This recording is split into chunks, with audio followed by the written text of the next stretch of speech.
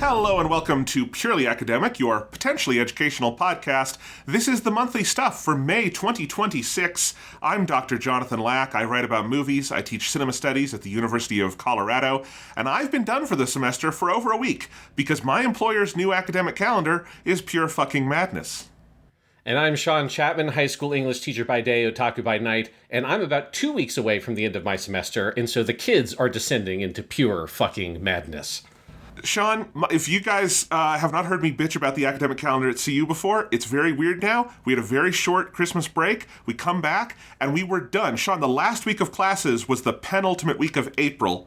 We had finals done April 30th, and graduation was on May 2nd. Absolute nuts. I got to summer so early. I'm like, the last couple days, I'm like, I don't know what to do with myself. This is so weird. My body thinks I should be working right now because this is not playtime. It is the beginning of May. I don't get it. It's weird. It's crazy. I mean, it's almost suspicious because your campus managed to avoid the hack Canvas of hack, Canvas, yes. which if people don't know, didn't follow that news, Canvas, which is the most prominent LMS or learning management system that lots of colleges use, high schools use, the school that I work at uses it, was hacked by Shiny Hunters, which is a hacking group named after Pokemon, which is just always wonderful. Which that happened on what was like Thursday, and I was with a kid. It happened in my time zone at like 3:10, and I was working with a kid after school, and I was helping him with a couple assignments he had missed. And so I was like, oh, great. Okay, we finished that one. Okay, here's this other one. Let's go to Canvas. It clicked Canvas. And the message that they had replaced the Canvas homepage with, their like ransom note, was up on the screen. I'm like, you know what? Let me just print you off an extra copy. Sean, do you agree? I'm going to make an assertion here.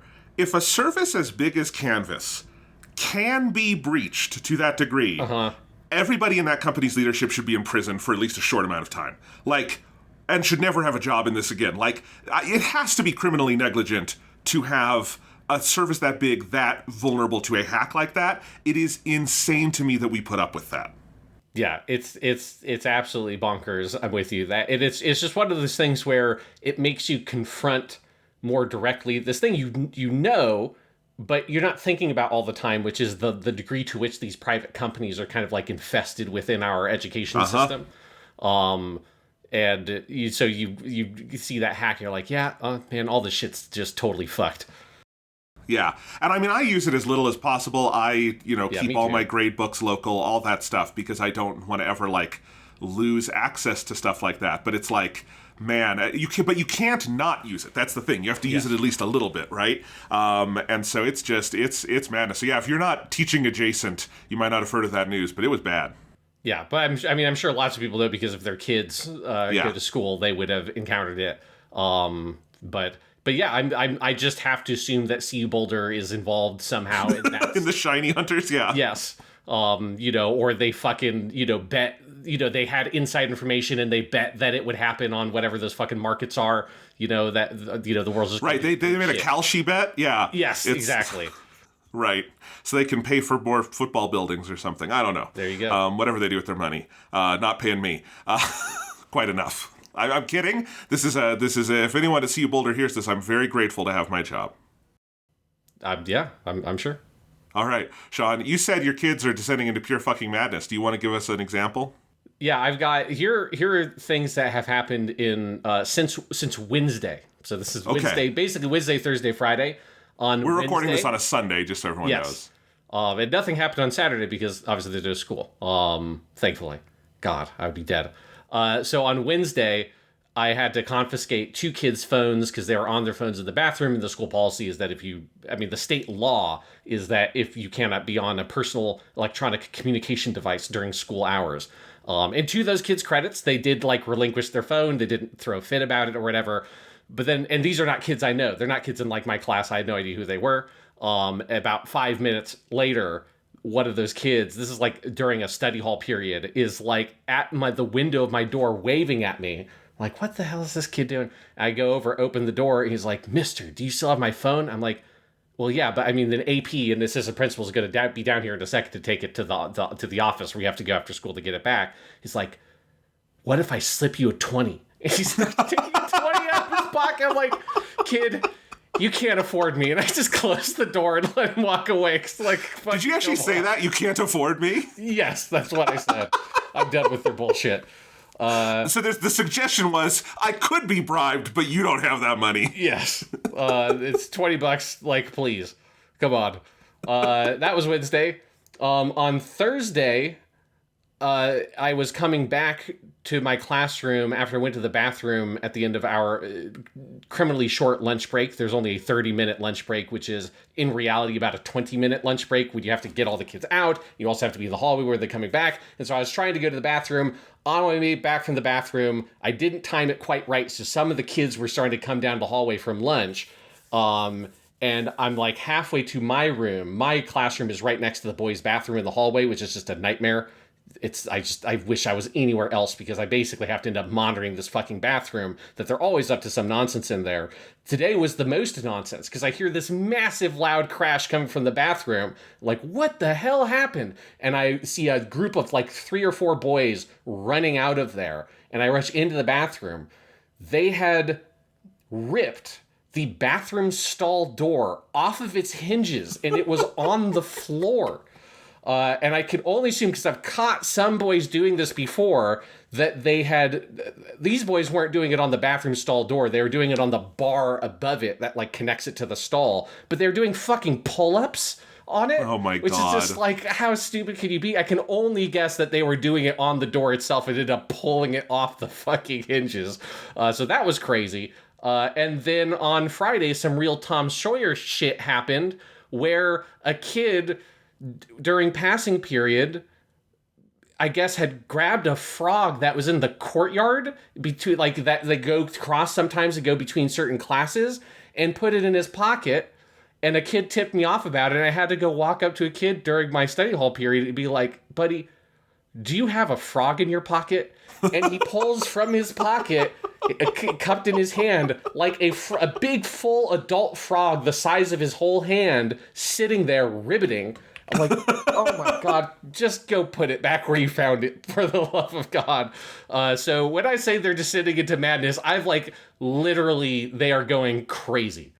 Sean, I think the correct way to deal with the as you say, Tom Sawyer frog situation is you should have said, hey, if you give me the frog, I will let you whitewash this fence.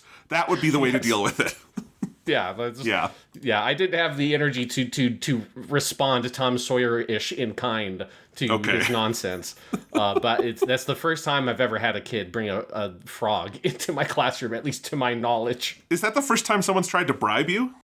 No. Oh, that's like a daily occurrence. This one was particularly weird because it was a kid I don't know, and maybe if I knew him, I would have been able to tell if he was joking. Because kids will do this, but obviously in a joking way. It's like, mister, if I paid you $1 billion, would you give me an A? And I said, no. Right. Stop. Shut up. If you had $1 billion, you wouldn't be going to this school. Exactly. Yes. It is like, no, I would not. But there's something about the way the kid's like, mister, if I slip you a 20, like the way he said it made it sound like he was actually serious, and he did start pulling a $20 bill out of his pocket. So that's amazing. Like, yeah, I have no idea who that kid was. I mean, I had his name because I needed it to give his phone to the office, but I didn't bother to memorize his name because I don't want to know. Now I'm trying to imagine what a poor place your life would have to be in as a teacher to accept the $20. Yes. Because it's like, for a teenager, he thinks that 20 is a lot, right? Because that's probably all he's got. Because, saving up for a cool 20 in high school is awesome. But, as an adult, it's like, kid, I'm not risking my steady income for your $20 bill, your ratty $20 bill, you idiot. Yeah, it's just, oh my God, they're losing their minds. No one's tried to bribe me yet. And I don't know if I should take that, like in my teaching career in college. And I feel like I'm a little surprised by that because I've given Fs. And it's a lot of kids who I assume have money to throw around because they're just not coming to class while paying for a high school or a college tuition. I don't know. Should I be offended by that? Or do they just think I'm so morally upstanding they don't want to try bribing me?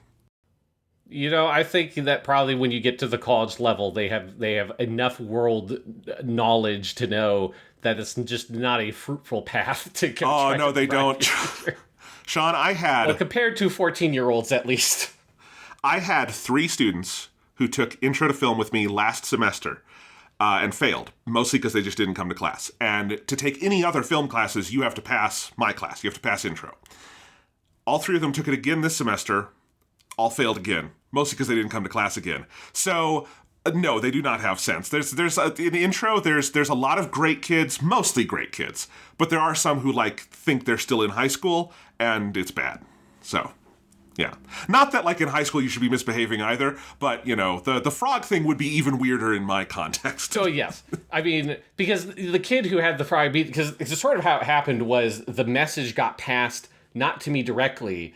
He had a buddy in the teacher's classroom next to mine. That buddy was talking to his friends in that classroom. That teacher overheard it, knocked on my door. It's like, Chapman, I think a kid has a frog in your class.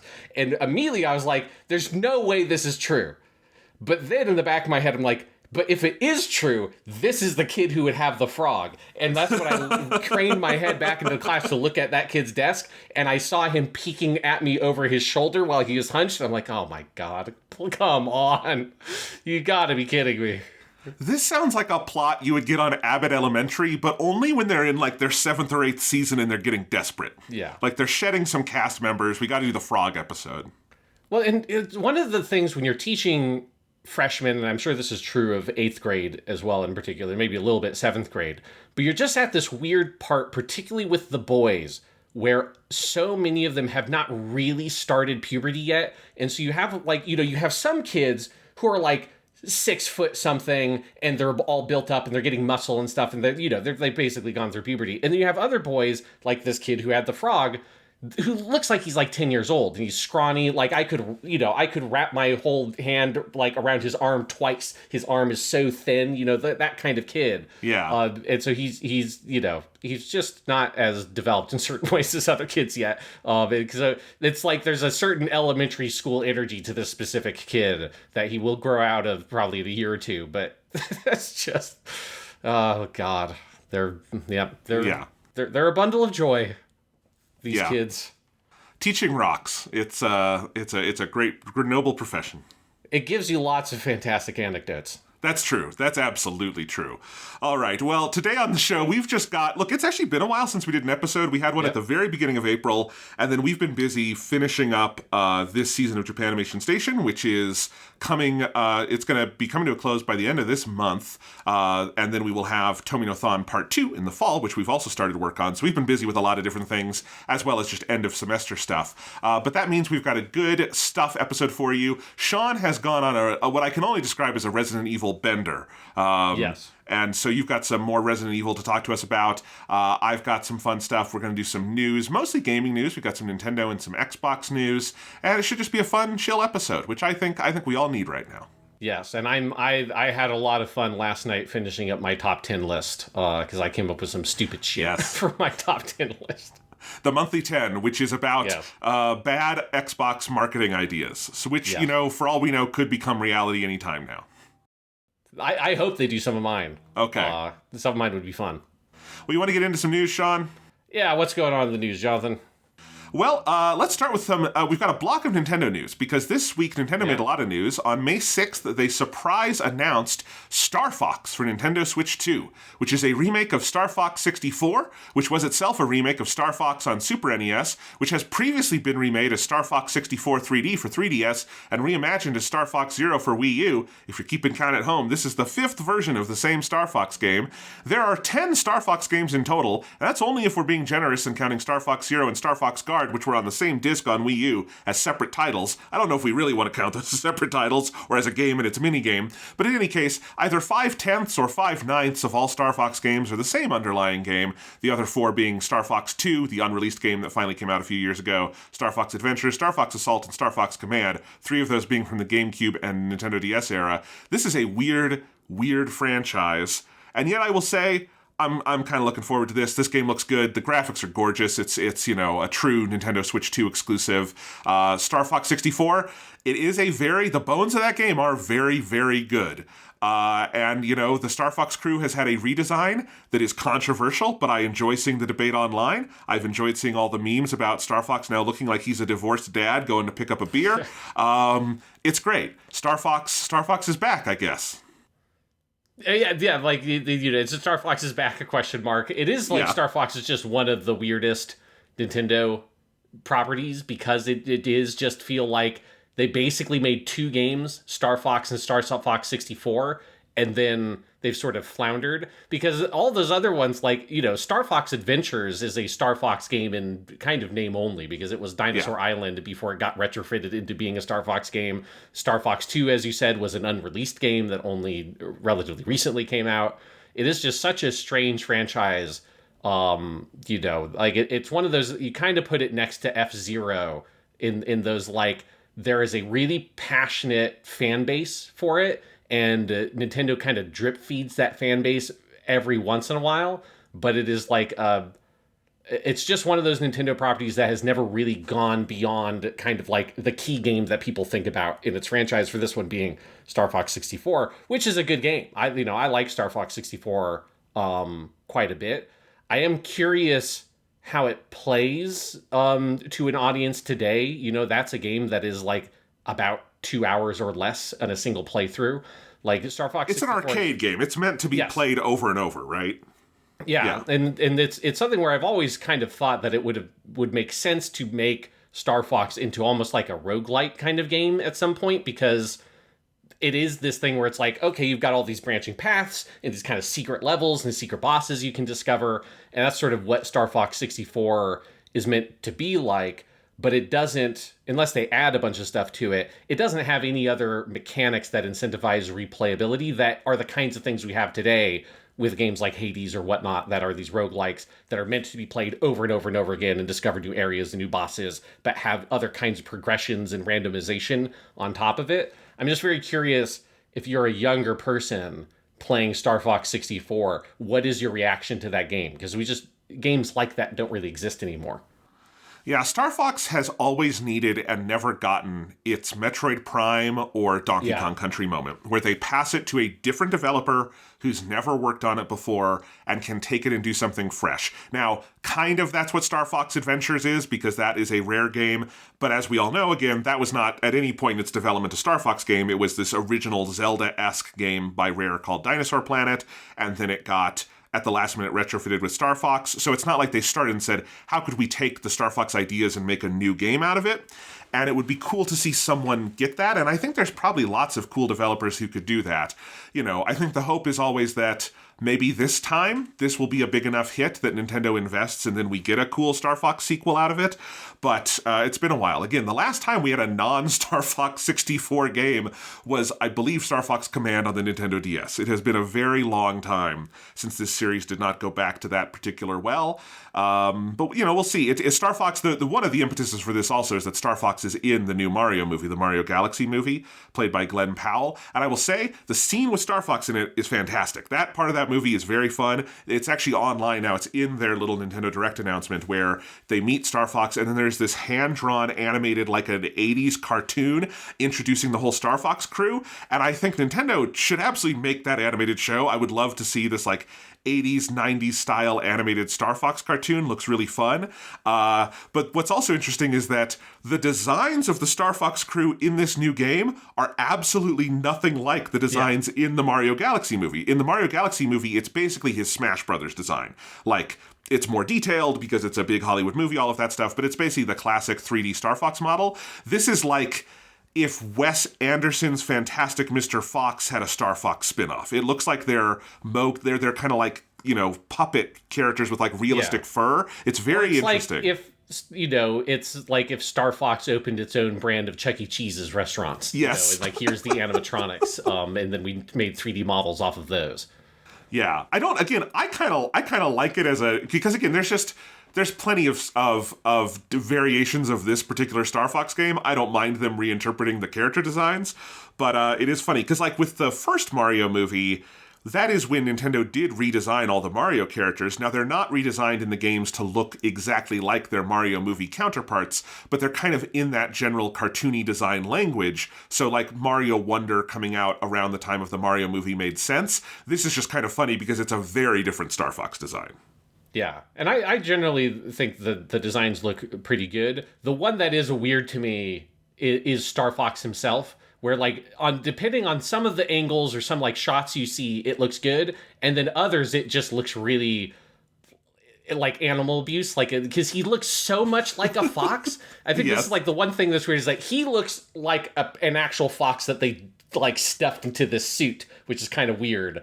But the other characters don't look that much like their animals. Like, Slippy doesn't look like an actual frog. Peppy does not look like an actual rabbit. Falco's maybe a little bit more like, he looks a bit more like an actual bird, but not really. But Fox is just like, who put this poor fox in this fucking human suit? Like, what are you doing? Like, let it go. Oh my god.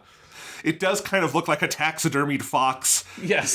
If someone was both a taxidermist and a Nintendo fan, this is the monstrosity they would hang on their wall after a hunting trip. And it's interesting. Look, it's striking. There's no denying that. But we'll see when it comes out. Again, this is coming out in, I think, June 25th. It's a Nintendo Switch 2 game. Looks fun. Related to this, another interesting tidbit of Nintendo news is that, so we had the announcement that we talked about last time on the show, that Nintendo announced that future first-party games will be $10 cheaper digitally than physically. But after that, what we've seen is that major physical retailers like Amazon, Walmart, and Costco in the US have all been routinely pricing down pre-orders for all games that applies to. Enough that it's now become an interesting kind of like trend. So the 3 that we have up for pre-order now, these are the only 3 upcoming first-party Nintendos that you can order right now, are Yoshi and the Mysterious Book, Splatoon Raiders, and Star Fox. You can get those for pre-order at a couple of different big retailers for $10 less than the physical MSRP, putting them in line with the digital prices. I think that's kind of interesting. I wonder if that will continue. Obviously, smaller, video game shops, not that there's a ton of those left in the US anymore, but smaller ones probably cannot compete on that price point. But I do think it's interesting that the major retailers are saying, we're just going to eat those $10, and I wonder if that continues. I wonder if that says anything about the potential future of price differences for physical versus digital goods. It's a reminder of this really weird trend that I think has been around with us since the beginning of digital goods and I would love an economist to explain the logic behind this to me, because I still do not get it, that physical goods have more malleable pricing than digital goods, even though digital goods do not require upfront costs from a manufacturer. It's a weird trend that we still see to this day. Well, I suspect so much of that is just, you have all these independent and individual retailers that have flexibility on how they price things. Right. Whereas for a digital good, that's coming straight from the horse's mouth. It's like you're going to Nintendo, or you're going to Sony or Steam or Microsoft, and they, like, you can apply for, like, we want to have a sale or we want to change our price and stuff like that if you're the developer of the game, but you're not having all these other retailers getting to decide the digital price of this product. Right, there's no competition. Yeah. Yeah. Which is why you see more sales on Steam than you do on PlayStation or Xbox or something, right? Yeah. Mm-hmm. Yeah. Although Steam has less and less competition now, too. But you know what I mean. It has more. Yes, but there still are other yes. storefronts, that exist in the PC space. Well, and of course, that's the worry about if we ever go all digital on consoles, is that that's a problem. But anyway, I just think this is interesting. I'm pre-ordering all of these physically because I definitely prefer physical for Nintendo, because you get to save the space and all of that stuff. And I mean, it's literally more valuable to get it physically. Like, I think it's even maybe worth that extra $10, because you can resell it. You can, again, save the space versus using your SD card, all of that stuff. We're also seeing Nintendo continue to offer different price tiers this year. The Yoshi game is $60 digitally, $70 physically, and then Splatoon and Star Fox are both $50 digitally and $60 physical. Remains to be seen whether Yoshi is the upper bound of that price structure, in line with Donkey Kong Bonanza, Metroid Prime 4, Kirby Air Riders, or itself a new price tier where we're going to have $50, $60, and $70 Nintendo games, and maybe $80 with Mario Kart World. Jury is still technically out on all that, but I am curious. Like, obviously, everything in video games right now is mad in terms of pricing, but Nintendo has always had usually kind of a two-tier price thing where they will have their main like $60, $70 games, and then maybe cheaper $40, $50 games. But we're seeing in the Switch 2 era maybe more bifurcation of that, and I find that interesting. Yeah, because I mean, the upper ceiling we've seen is 80 with Mario Kart World. Yes. And so, yeah, it is interesting that there is a greater range. I am interested that, like, with Star Fox being 50 digital, like, I'm just curious about how people feel about that price for something that is that short, that, like, it's a thing where I'm just curious, like, what else they have in that game, because it is, it's got a major multiplayer mode. We don't know. We don't know a ton about that yet, but yeah. Yeah, just because, like, that's a game that I feel like is a hard product to price, because it is, I'm not like someone who's thinks all that deeply about the, like, dollar to hour ratio or whatever for games I want to play. But that is a pretty extreme example where if you're not someone who's going to play through and do every single route, I mean, that's a game, like, that's a perfect example of, I was very happy to rent Star Fox 64 on the Nintendo 64. I never would have bought that game when I was a kid. Because I would have been done with it in an afternoon, and then that's it. And you blew the game you could get for several months on this thing you're just done with immediately. I'm just curious. But it's so in the eye of the beholder, because of course there are some diehards who will probably play dozens of hours of that, right? And just go through and work on like with any arcade game. Some people love that kind of thing, some people don't. But that means, as you say, it's hard to price, because it's even more so, like with a Zelda or something. Everyone's going to agree that that's a video game worth the 60 or 70 because it's like a normal big campaign, blah, blah, blah. And everyone's going to get roughly the same base out of it. But an arcade-style game, you cannot guarantee that about. So, yeah. Splatoon Raiders also looks interesting to me, and I'm curious to see more of that. That is a single-player Splatoon game. I think it's also got co-op, but it is basically a standalone Splatoon campaign. And I'm kind of excited for that, because I think the campaigns in Splatoon games in the past, particularly the Octo expansion for Splatoon 2, have been fantastic, but we haven't seen a standalone one where that's the full game. And so that's another one where I think that's an interesting pricing, like, test. But speaking of pricing, Nintendo did finally announce a Switch 2 price hike. The Switch 2 has been, since its debut in June of last year, $450 at its base. There was the $499 bundle with Mario Kart. That's not sold anymore. So it is raising from a $450 price point to $499, starting September 1st in the US. So you've got all summer to get one at the original price if you still want to. In Canada, the price is increasing by 50 Canadian dollars. In Europe, it's going up 30 euros. And in Japan, the price hikes are actually steeper and coming sooner. All Switch 1 and Switch 2 models are going up on May 25th. The Japan-only Switch 2 model, which was the priced-down version to keep the price under control for Japan, that's going up by about 10,000 yen to 60,000 yen. Switch 1 price hikes are between 8,000 and 11,000 yen. That is roughly $80 to $100 under the current exchange rate. Rule of thumb would be $100, but it hasn't actually been that for a while, so like about $80. For some context, in addition to all the various price pressures in the global economy, Nintendo's stock price it's been really weird. It has been very suppressed throughout 2026. It has been falling since the launch of the Switch 2, even though the Switch 2 has been a massive unmitigated hit that is outselling the Switch 1 year over year, like compared to the original Switch 1. And that is because of shareholder anxiety over Nintendo not raising the Switch 2 price sooner. Nintendo was basically eating the increased manufacturing costs out of profits, which they are kind of uniquely able to do in the gaming market. Nintendo has more flexibility there, but the stockholders were not happy about that, so there has been significant pressure to make this move from the stock market too. I think you see Nintendo kind of trying to thread that needle a little bit by announcing it now, but not having it go into effect in most of the world until September. It's interesting. Nintendo also revised their projections to say they'll likely sell fewer Switch 2 units as a result this year than last year because of the higher prices, although even if they meet the lower projections, Switch 2 will still be outselling the Switch 1 at the same point in its lifespan.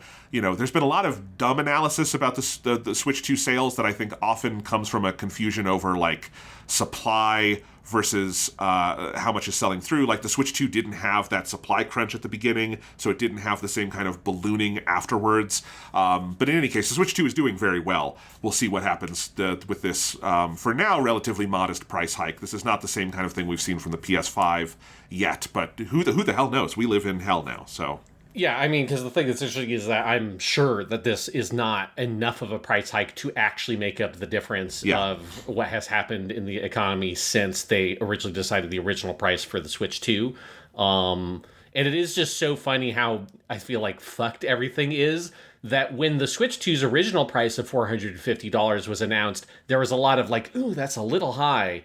And then now they're like, and we're going to sell it at $500. And I feel like the response is sort of, That's actually kind of cheap compared to what like you think it was going to turn into. Like I suspect it will probably eventually get another price raise at some point next year. Because again, if these conditions continue, because it's just $50 price increase is not actually enough, I think, to meaningfully respond to the economic pressures that they're under. But the Switch 2 is in a weird place to try to do price increases. I mean, because, I mean, these price increases are unprecedented in the console market anyways, right? Like, it's just like, this is the only time in the history of video games where this has been a scenario where consoles consistently are getting more expensive after they've been released. That has just never happened before. But for the PlayStation and Xbox, they were in the second half of their lifespan when these price increases started. For the Switch 2, I think it is in an awkward place where it's suppressing its earlier sales, because it's also, as far as I understand, more or less unheard of for a console to sell less in its second year than it did in its first year. Usually it's that first year 2, year 3 is where you're growing, and then at about year 3, year 4 is where it starts to crest and you start going down. But I suspect that their projections will probably be more or less accurate, that it's not going to sell poorly, but it is probably going to sell less than it did in its first year, which is just a very strange situation. It will probably make more revenue, technically, than it did in its first year because of the price increases, but it's just it's just, the video game price shit is just fucking crazy right now. And again, Nintendo is just they operate differently than like a Microsoft and an Xbox, right? Like Nintendo has a lot of cash on hand. They're not like a debt-driven, enterprise. And I think their goal is to get Switches on the market. And if they have to eat a little bit of the cost, they're pretty much fine with that, because their goal is also the sales of their games and all of that stuff. And it's weird how the stock market is like pushing them in a different direction. Clearly, they're trying to thread that needle for now. We'll see. Obviously, their number one goal is to get lots of Switch 2s out there for obvious reasons. So we'll see how that continues. But Nintendo and just the whole market, it's weird. The Switch 2 is still technically the most affordable console in the market at $500. Yep. God, we are fucked. That's what the PS5 launched at, Sean. Yep. Jesus Christ. That's the disc one. There was the digital PS5 was $400 at launch. It's fucking crazy. It's wild. I mean, Sean, we're in this unprecedented scenario where usually if you're an early adopter, and you and I are usually getting consoles on day one, we just know we're paying more than people later are generally going to, because later on you're going to be able to get it on a Black Friday sale, and maybe it'll be bundled with some games, and you're going to save money, but okay. But now we're in this position where we saved a ton of money getting our consoles on day one versus if you tried to get them now, and that is just so weird. Yeah, I mean, I'm planning to just keep the PS5 Pro in my family's assets, that down the line, if we have a big medical bill or something, I can sell it, and liquidate that asset to pay off something like that. It's just going to appreciate in value, That's not that far off from being reality, Sean. That's sad. No. Oh my God. All right. One last piece of Nintendo news, and this actually is I think more pleasant because we get to celebrate one of the greats of this industry, because alongside the price hike, Nintendo also announced the retirement of Tezuka Takashi, one of their most legendary and influential game designers and directors. I think if you have ever played a Nintendo game, you know Tezuka's name. If you don't, his list of credits is absolutely unreal. He started at Nintendo at the beginning, on the ground floor of them doing games. He was the assistant director on the original Super Mario Bros. For the Famicom, and then he went into directing. The list of games he directed includes the original Legend of Zelda, the Japanese Mario 2, Mario Bros. 3, Mario World, Zelda Link to the Past, Zelda Link's Awakening, Yoshi's Island. He was also assistant director on Mario 64, After the N64's launch, Tezuka, like Miyamoto, shifted more into upper management, where he was a producer and supervisor on decades of major Nintendo games. Games he produced or supervised include Yoshi's Story, the original Animal Crossing, Pikmin, all the Pikmin games, Luigi's Mansion, The Wind Waker, Mario Kart Double Dash, Mario Galaxy 2, the new Super Mario Bros. Game, Super Mario Maker, and many more. His final major producer credits were on Mario Bros. Wonder and Pikmin 4, both in 2023. Tezuka was born in 1960, so he's only 65. He had a really meteoric rise. He was only 25 when that original Super Mario Bros. Came out.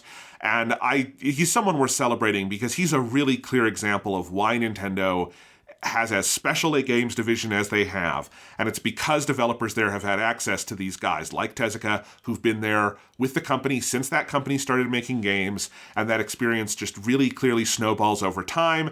Tezuka is retiring, but obviously that influence is going to be alive in Nintendo games for a very long time to come because he shepherded a lot of people through that company who learned under him.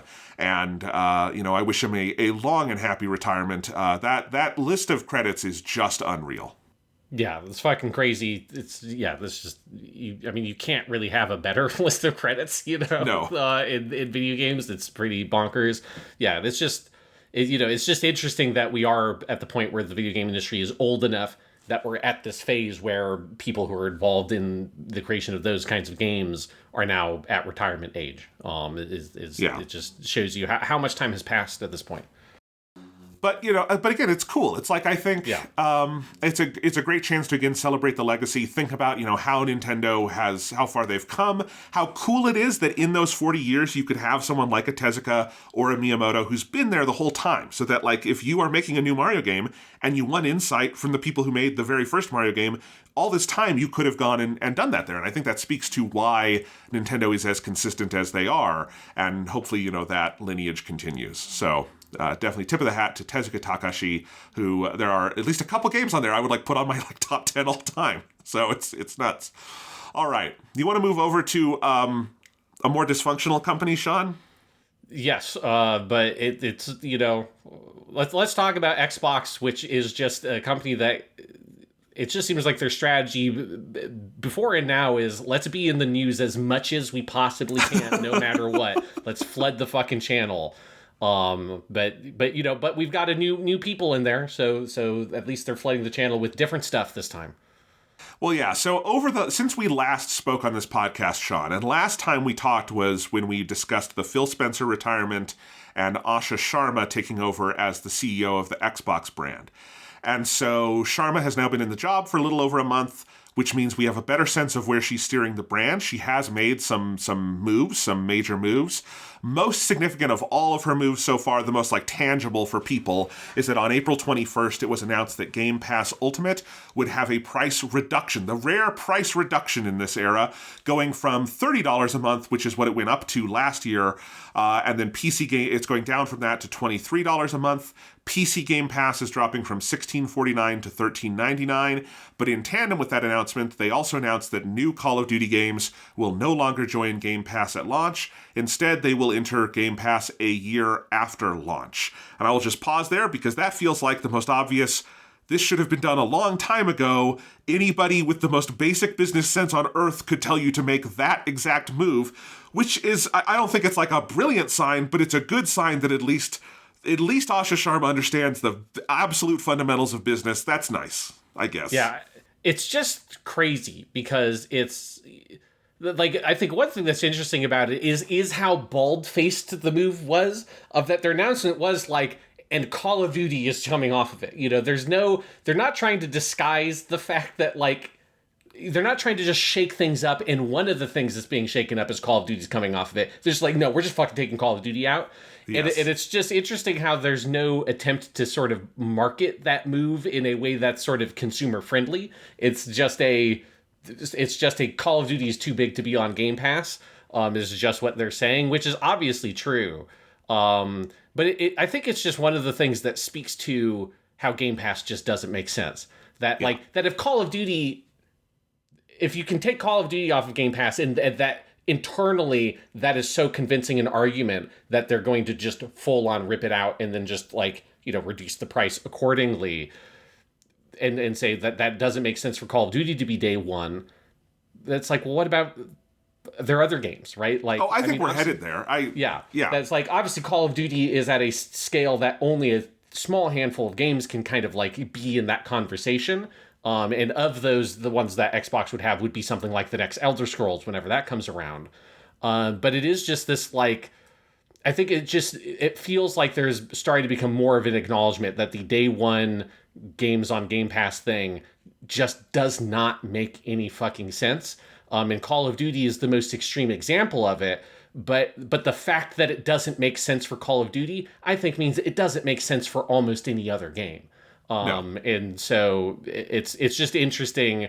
And I think one of the things that's interesting to me is that they're doing this move now when we know they're going to have to also have a big shakeup with Game Pass in a year or two when we get their next console, this Project Helix stuff happens, because presumably PC Game Pass has to stop existing.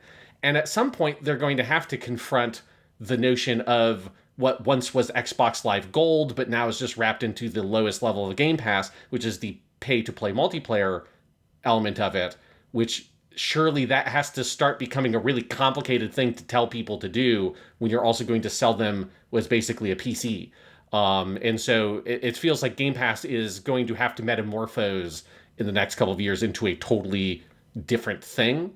And this is maybe just like an opening salvo. I just find it interesting that they decided to do this now. I guess maybe the accountants were like pointing at the books and being like, for the love of God, take Call of Duty off this fucking thing, you maniacs. Like, we got to just do that now, and then we'll address the rest of how Game Pass has to change in a year or two. But yeah, it's just Game Pass just doesn't make sense as it is. My guess, my strong suspicion is that they have, I think, an internal roadmap now of where Game Pass needs to go. I think they know it would be too much to do all at once, like completely redesign it. But my guess is they have announced that Call of Duty games will be on Game Pass 1 year after launch. I think that is going to happen to all first-party Xbox games. I think that's going to be the standard, is just expected a year after. And I think with that, they're going to do another Game Pass like price cut. I think eventually they're probably just going to take PC Game Pass Ultimate, reduce those distinctions, just have Game Pass at maybe $20 a month, somewhere in that range, basically like what PS Plus is now. And I think it'll be that kind of service, but I think they are trying to ratchet it down over time because, again, it makes no sense. Phil Spencer's plan was Game Pass ride or die. His plan was everything goes in Game Pass forever. Doesn't matter how much we need to ratchet up. All of Xbox is in that bucket. That failed, and he is gone. And Asha Sharma is like, clearly her first move is, okay, that was a disaster. Let's start fixing that. Because also this year's Call of Duty is going to be, in the next Modern Warfare, right? Is what we think? Yes, it should be Modern Warfare 4. Modern Warfare. Which should be a chance to reset the Call of Duty brand a little bit, because Black Ops 7 didn't do so hot. And Modern Warfare 3 was very controversial because it was really a DLC and all of that stuff. And so this should be a chance to have an actual, like, new proper Call of Duty in its most popular sub-series. And I think you're probably right that the accountants were like, especially for this one, this cannot be on Game Pass. This is the chance to fix the thing we broke. You've got to fix the thing we broke. And so I think that is the plan. And yeah, my strong suspicion is that this is the first of several changes, because $23 a month is more palatable. It is still too high for all of that. It's still like, it only looks acceptable next to $30 a month. Like, yes. $23 a month is still crazy expensive. Yeah.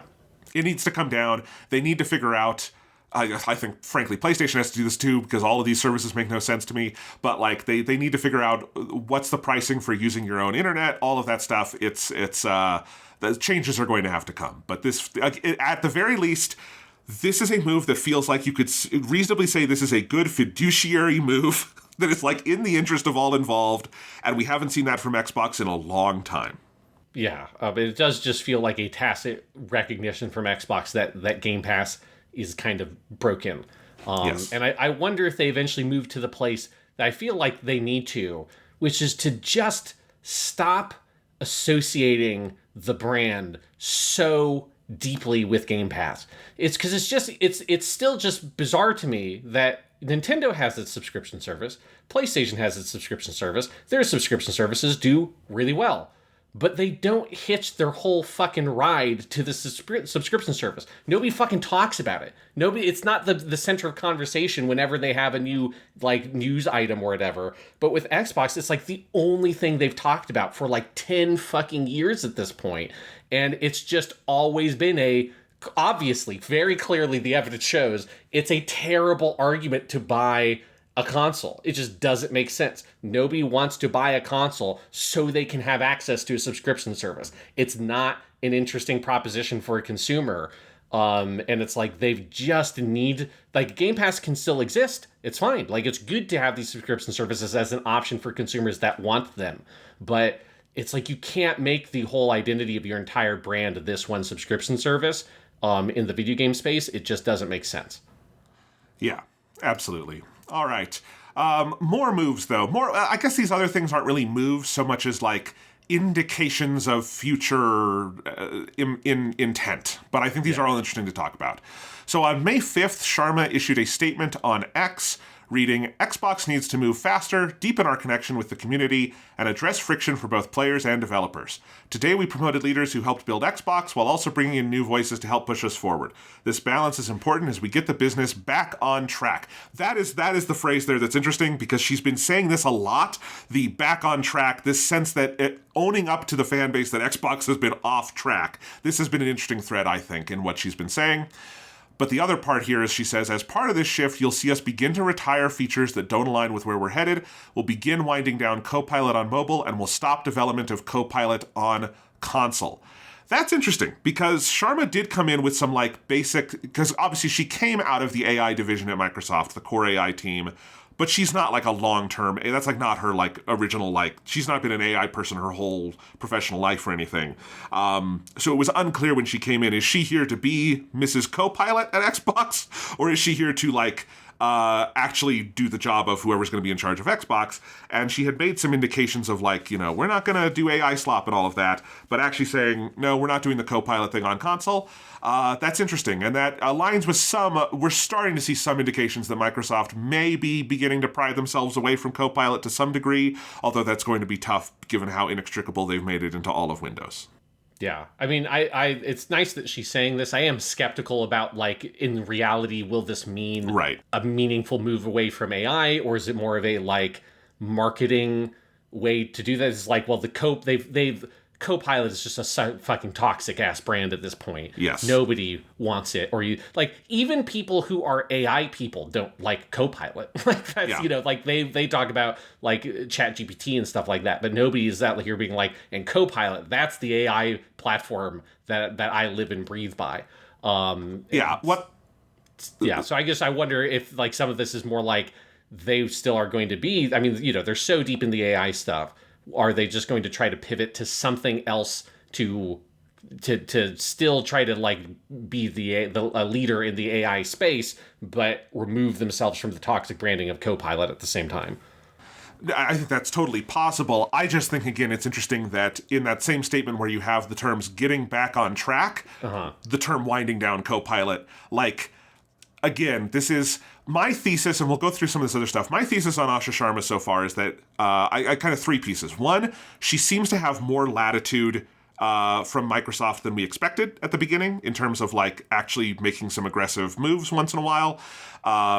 Two, she is more willing to change direction than Phil Spencer was over the last few years. And three, she has, like, seems to have basic business common sense. And again, that is not to say, like, visionary. Maybe, we don't know that yet, but, like, basic business common sense. And the basic business common sense is to say, we need to get back on track, and part of that is throwing Copilot under the bus. That's what I mean by basic business common sense. Yes. I do wonder, like, how far back are they looking at that track? Like, yes. I wonder internally, when was the last time they think that Xbox was on track is something I'm curious where they're putting that pin, Halo 3? Yeah, was it? Yeah, like 2009, maybe? It's like 2008, 2009. Was that the last time Xbox was on track? Yeah, okay, before the Kinect. Kinect is when we get off the track, right? I think if you can say Xbox is a train, I think it was on the track, and then the Kinect is the derailing, and it's never gotten back on fully. That is probably the fair, like, historical pivot point. But yeah. All right, other things we've heard from her. So they officially revealed next-gen Xbox plans as Project Helix, which had been everyone knew that was what it was called, but they officially used the term. That was in March. Shortly after the start of her tenure, she said, "We will celebrate our roots with a renewed commitment to Xbox, starting with console, which has shaped who we are. It connects us to the players and fans who invest in Xbox and to the developers who build ambitious experiences for it." So putting a focus on the console thing. On April 23rd, you had a memo from Matt Booty, who is the chief content officer, and Sharma, that was later published on Xbox Wire, which announced that Microsoft Gaming, its division name, has been changed or really reverted back to just Xbox. Acknowledged in that memo that players are frustrated, saying, quote, "New feature drops on console have been less frequent, our presence on PC isn't strong enough, pricing is getting harder for people to keep up with, and core experiences like search, discovery, social, and personalization feel too fragmented. Developers and publishers are asking for more too, better tools, better insights, and a platform that helps them grow faster. At the same time, a new generation of players is coming online with different expectations. Their time is split across games, media, and everything else competing for attention. They expect more content in familiar places, want to shape the worlds they play in, and want to create and socialize together, not just play together. The model that got us here won't be the one that takes us forward." For the most part, I think that sounds like it was written by ChatGPT and is complete pablum, but that last line, "the model that got us here won't be the one that takes us forward," again, the messaging is we need to change things. Speaking about future consoles, they say in this statement that the next era will be built to be affordable, personal, and open. "We will offer flexible pricing, so it's easy to get started and keep playing. The experience will adapt to you, letting you customize how to play," blah, blah, this is pablum. And blah, blah, blah. So just that kind of stuff. And then finally, they promised to reevaluate our approach to exclusivity, windowing, and AI. I think the exclusivity language there is the most interesting to me. They have not actually made any moves on exclusivity, but Sharma has said this a couple of times about reevaluating the approach, whatever that will mean. And then also this console forward leaning with that line about being affordable, which is not what anyone assumes Project Helix will be. No. So there's a lot of question marks in here. What do you make of it all, Sean? Yeah, I mean, I think it's all marketing speak. Everything we know or think we know based on insider leaks and stuff like that about Project Helix is that it is not going to be affordable. And that, I think it's interesting that they're talking about this, our commitment to consoles, which is is that what you're making though? It's I guess it's sort of in the eye of the beholder what distinguishes a PC from a console at this point. But most of what we understand about this Project Helix device is that it certainly isn't a console in the traditional sense, right? It is not like what you think of when you think of a video game console, that it will be some sort of, a PC that you hook up under your TV and it has a user TV friendly interface and stuff like that. The extent to which it will be able to access things like Steam is still, I think, a question mark. I think there's a lot of assumptions that it would be able to do that, but as far as I know, there's no kind of confirmation, and insiders don't seem to be very clear on that. And I suspect that probably Microsoft themselves does not know, how open are they going to have this? Because I think some of the things they're saying, these statements are a little bit self-contradictory about this will be affordable, personal, and open. That open word feels like a hint towards leaning towards that PC. Same thing with that kind of personal, that this is a customizable device. This is, a device that is more open to allow you to do different things on it.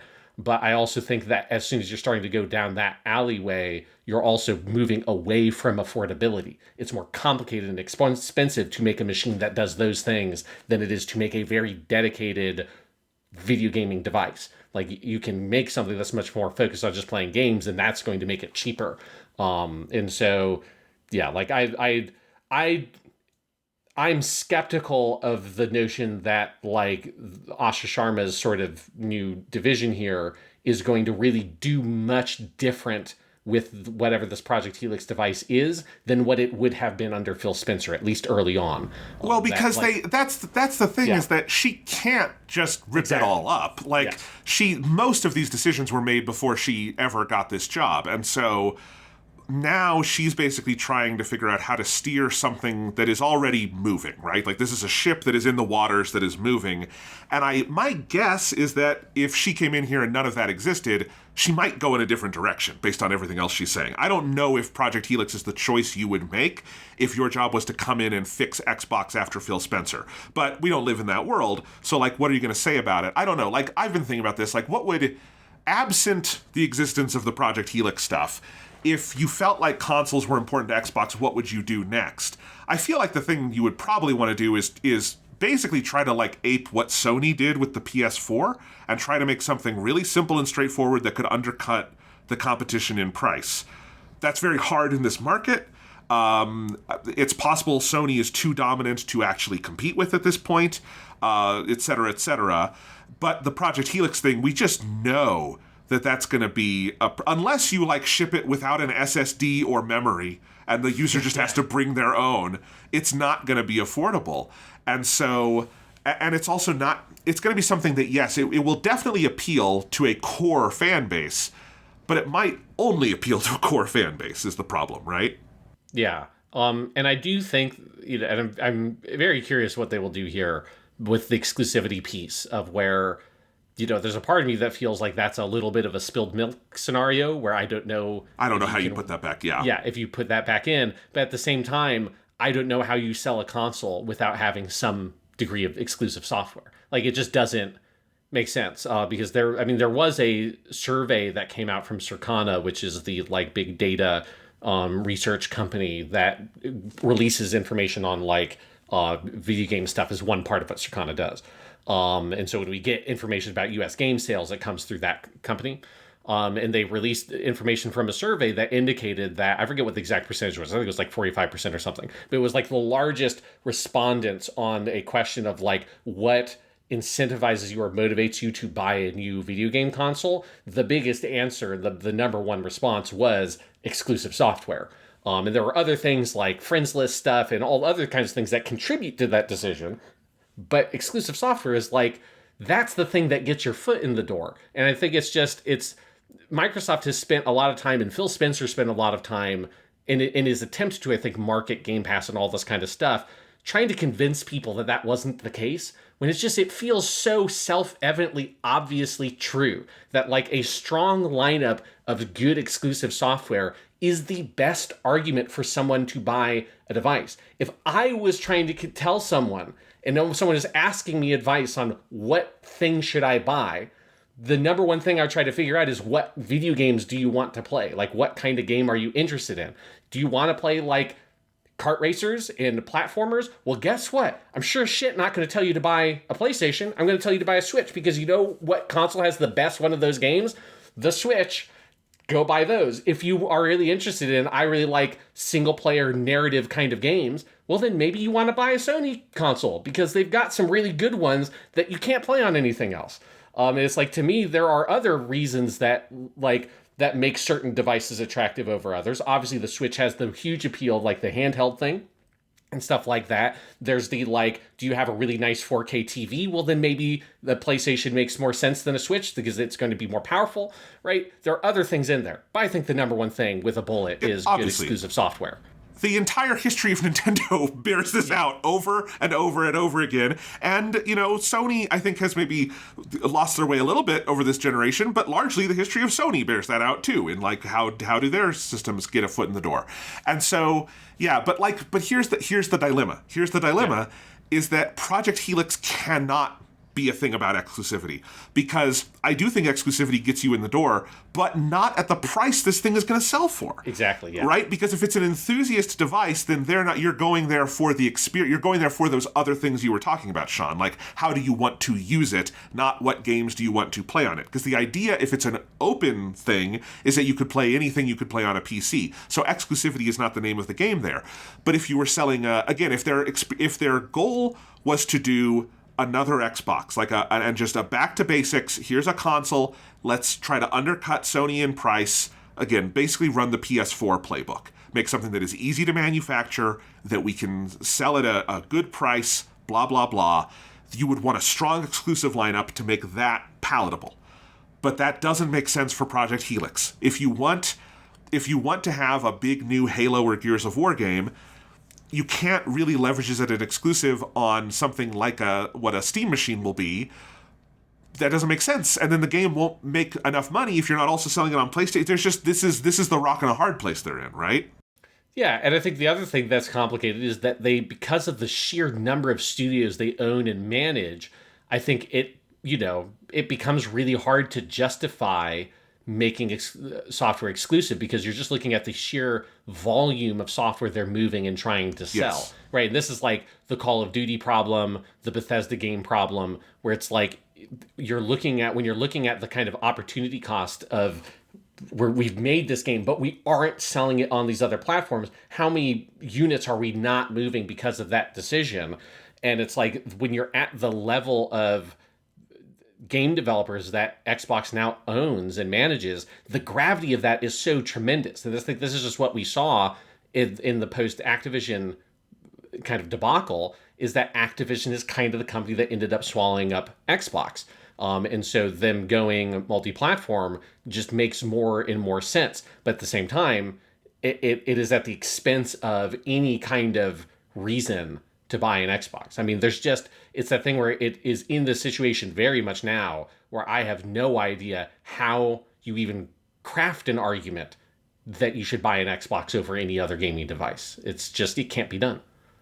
I mean, this is why I still think the answer sounds like to me is to stop with the console stuff, is to just say, embrace what you factually are, which is the biggest third-party publisher in North America, and just say, that's what we are, that's what we do. I feel like the console thing is a circle that cannot be squared. Maybe I think that Project Helix thing sounds like it could be a good enthusiast device for some core players, but it's a margin thing. It's not a thing that's going to be making you your core business money. Like, it's not. Your core business now is selling games on Steam and on PlayStation and on Nintendo and everywhere else people play games, but not on Xboxes, because it's just not I don't know how you do that. I really do not understand. That would take, I think, a visionary effort from someone, and I don't think any of those people work at Microsoft. So I don't know if anyone, even a visionary, could figure this out. It just feels like the answer is the console thing is not where your energy needs to be going right now. Yeah, so I basically agree, and it's very interesting with Xbox, that they are trying to sort of attempt these different moves, but it does just feel like it's just they're so stuck between a rock and a hard place. Like, I just don't know how they get themselves out of the business situation they have found themselves in. Yeah, honestly, it feels to me like the paths forward in a broad sense are either ditch the console strategy and just focus on selling games. That feels like the easiest one, because you can make a lot of money doing that. They've got plenty of developers, they've got plenty of games, they've got plenty of places to publish them that will have a lot of sales. That's where to go with it. That's the path of least resistance. Or you go for a console strategy, but at that point, you probably need to spin off Activision, because I just don't think you can have both and square that as a company. There's a reason why Activision and Ubisoft and EA have never made a console, right? Yeah, exactly. Yeah. So, all right. That's the gaming news. Anything else before we move on, Sean? No, I'm very excited about this next piece of news, because you've done some math. I've done some math. Yeah. We got some anime is going on, Jonathan. Well, we finally have details on The One Piece, which is the anime remake of One Piece from Wit Studio that is being funded by going to air exclusively on Netflix. This was announced several years ago with the first season of the Netflix One Piece live action show, when that basically got really big. Netflix paid to make this happen. And so we've known Wit Studio, who have made a lot of anime people love. Obviously, Attack on Titan was like their big claim to fame for a while. Recently, it's been Spy Family and Ranking of Kings and stuff like that. They're great. But they are making this One Piece anime remake. We didn't really know what it would be for a long time, but we've gotten details. So we have a better sense of what this show is doing. So it has been announced that it will debut in February of 2027, so almost a year from now. It'll have a 7-episode first season, but it will be that 7 episodes is 300 minutes. So that is about the length of 13 to 14 standard anime episodes. It's a core. That is just a normal anime core. It's being split up into 7 episodes instead of 13 or 14, but there you go. And again, I don't know why they gave it to us as a math problem, but that means it is 7 42-minute episodes. They didn't say that. They made you do the math on your own, which is very weird. It's like you bought the Blu-ray and on the back it says runtime 300 minutes. You're like, what the fuck does that mean? I'm not going to watch this whole thing in one go, guys. Like, Jesus. Right. They also said that it will cover the first 50 chapters of the manga, but this is when I'm going to be a sweaty manga nerd for a second. Yeah. It's not. It's going to be the first 51 chapters because it's in chapter 51 of One Piece when Zoro loses his duel with Dracula Mihawk, and then Spoilers. he puts his hand over Jonathan. his... Yeah, okay. God, now I can't watch it because you just spoiled all of One Piece for me. Zoro loses in chapter 51? Fuck. Sean, when this airs, that chapter will be 30 years old. Because One Piece started in 1997. So it's okay. Anyway. You're going to Anyway. tell me Luffy has a brother. Like, what the fuck? I know. Anyway, this is when Zoro loses his duel, puts his hand over his eyes, and raises his sword and says, Luffy, I swear I will never lose a duel again, not until I'm the greatest swordsman in the world, which is a big dramatic breakpoint where you can imagine a season ending. It is right in the middle of the Baratier arc where we meet Sanji, so it's kind of an awkward place to end, but they're definitely not ending in chapter 50 because that would be in the middle of the Zoro-Mihawk duel, and that would be an even weirder place to end. So I believe this will be the first 51 chapters. That probably means, now this is where I'm doing my extrapolation. I think this means we're probably going to have 2 seasons that will cover the East Blue saga of One Piece, which is the first 100 chapters. Basically what the first season of the Netflix show did, up through the end of the Rogue Town stuff, which is where the crew is on their way to the Grand Line. They put their boots on the big barrel and they make their oaths about what they're going to do as a crew, which is like the big kind of moment where they all come together. And so that, I assume, is what this project is for now. If it's very successful, maybe they'll go on and do more. But here's the thing. Let's just say for fun, if 50 chapters of One Piece, or 51 chapters, equals 300 minutes of anime, then a complete Wit Studio remake up to where we are now, which is about 1,200 chapters of One Piece, we're going to get there like this summer, that would take... If we're saying 300 minutes is 50 chapters, that would be 6 minutes a chapter. 1,200 chapters times 6 minutes is 7,200 minutes. Divided by 300, that would take 24 seasons. And at 42 minutes an episode, that would be 172 7-episodes chunks. Or it would be 343 episodes as a normal 22-episode anime. So that's a lot of episodes. And also, it would take more than that because One Piece, its style in Oda's drawing gets more and more compressed. And there's a point where you absolutely could not do a chapter of One Piece in 6 minutes. I know some people think the Toei anime is too slow, and sometimes it is, but I think it is more frequently on the side of being correct in pacing than people want to admit, because One Piece is a very, very compressed manga. And so it would actually take a lot more. No anime in the 2000s has gone anywhere near that long at all. The longest you could find is something like JoJo's Bizarre Adventure, which one has the benefit of being a set of like discrete stories that they can do. Yes. So if they need to take a couple years off, they can. But also JoJo's is not anywhere near 300, 400 episodes. It's like 150 right now, right? It's somewhere in that vein. It is not a 300 episode monstrosity. The only reason One Piece is as long as it is because it started in 1997 when anime was still made a certain way. So no, Wit Studio, I feel fairly confident in saying Wit Studio will not be spending the next 24 years remaking every single episode of One Piece. And my guess is that this project is mainly there to be an ancillary to the live-action Netflix show because, and I think this is a true point, and Oda has said this in interviews, basically, or other people involved in the Wit Studio remake have said this, which is that the original One Piece anime, the early Toei stuff, it's from a very different era. It's standard def 4:3 anime from the 90s. There's certain things that they weren't able to depict in the original version of the One Piece anime because it was airing on Saturday mornings, so there's some violent incidents from the manga that are not in those early episodes. I think this is there for people who have not yet gotten into One Piece as an anime to help onboard them. But obviously they are not going to be replacing the entire Toei anime because that is functionally impossible in today's landscape. So let's all hold our horses here a little bit, is my point. Yeah, I mean, it is because, the One Piece anime has been going on so long. It has persisted through, like, at least 4, if not maybe 5, huge aesthetic shifts in the anime landscape. Yes. Like, it's gone through so many different eras of different kinds of anime. And now it's in its like Jujutsu Kaisen phase with like how it does action and all that kind of stuff. But it's like, it's just, the notion of we're going to do it again is like crazy. No, you're not. Yeah, especially with, like, you mentioned here 24 seasons. I'm like, the only show off the top of my head that I personally have experienced that you're talking about that is Doctor Who, when you're getting to 24 seasons.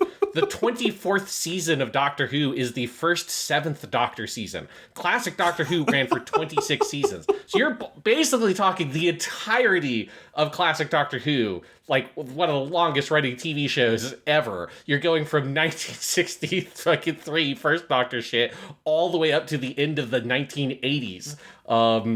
It's just 24 seasons is a stupid number that they're obviously not going to do.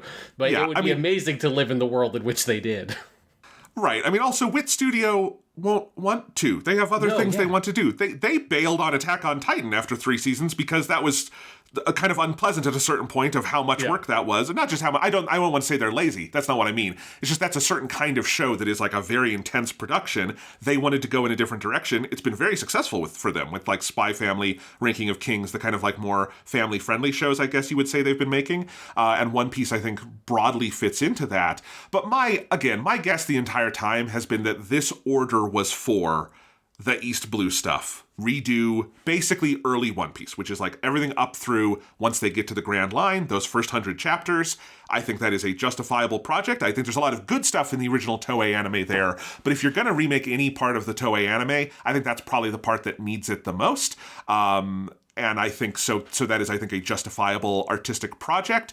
I think, maybe they move on to Alabasta and stuff if it's really successful. The problem is once you do a little bit after East Blue, you have to do a lot. Because if you get into what happens once they get into the Grand Line, you have like another 150 chapters before you have another break point. So like, it's really tough to like just do more and more and more of this. And really, I think this is, again, I think because the One Piece live action show is one of Netflix's biggest global hits of all time, and they are buying up a bunch of One Piece from Toei. Like, if you go search One Piece on Netflix, they've got a lot of the Toei anime, not all of it, but they've got a lot of it. They are currently airing the, current airing episodes on a 1-week delay, and they've got a bunch of the movies and TV specials, and this is another thing that they can kind of put in there. But again, I do not think the goal is to redo all 1,200 chapters of One Piece, guys. Let's be real for a fucking second here. Yeah. I'm curious, how do you feel just gut response to the idea of them doing 42-minute episodes for early One Piece? Because that feels, and I know that it's becoming more common that we're getting for some of these streaming shows, what are basically double-length episodes for anime, but it seems like a weird fit to me, at least from what I remember of the little bit of early One Piece I saw, that 42 minutes feels like a weird amount of time to do for some of those stories.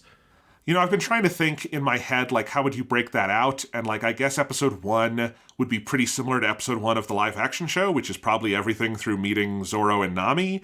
And then episode 2 is probably Orangetown with Buggy. And then episodes 3 and 4 are probably the Usopp stuff. And then 5 is probably the in between that and Baratier. And then something like that. You could break it up.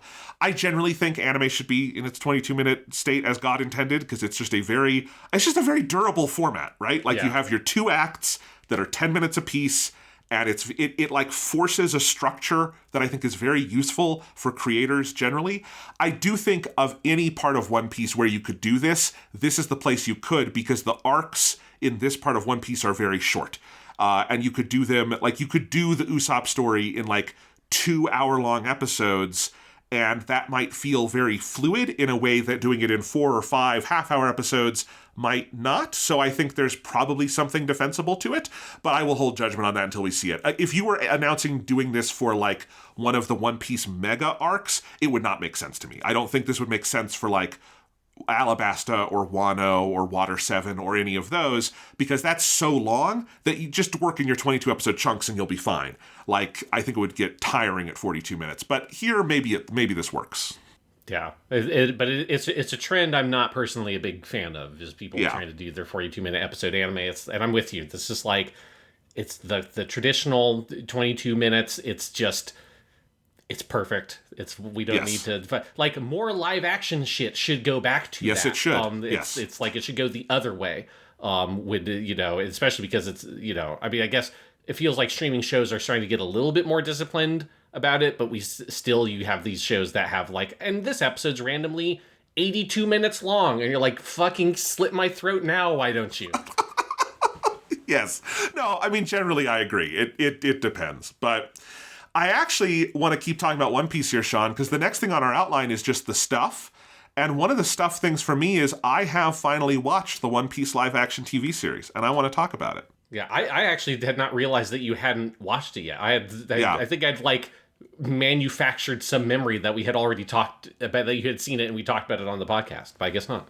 I had watched the first episode when the season dropped back in 2023, and I was like, that's pretty good, but it was not like enough for me to like stick with it at the time. And so what happened is, so season 1 was back in 2023. We got season 2 in March this year. It's now May.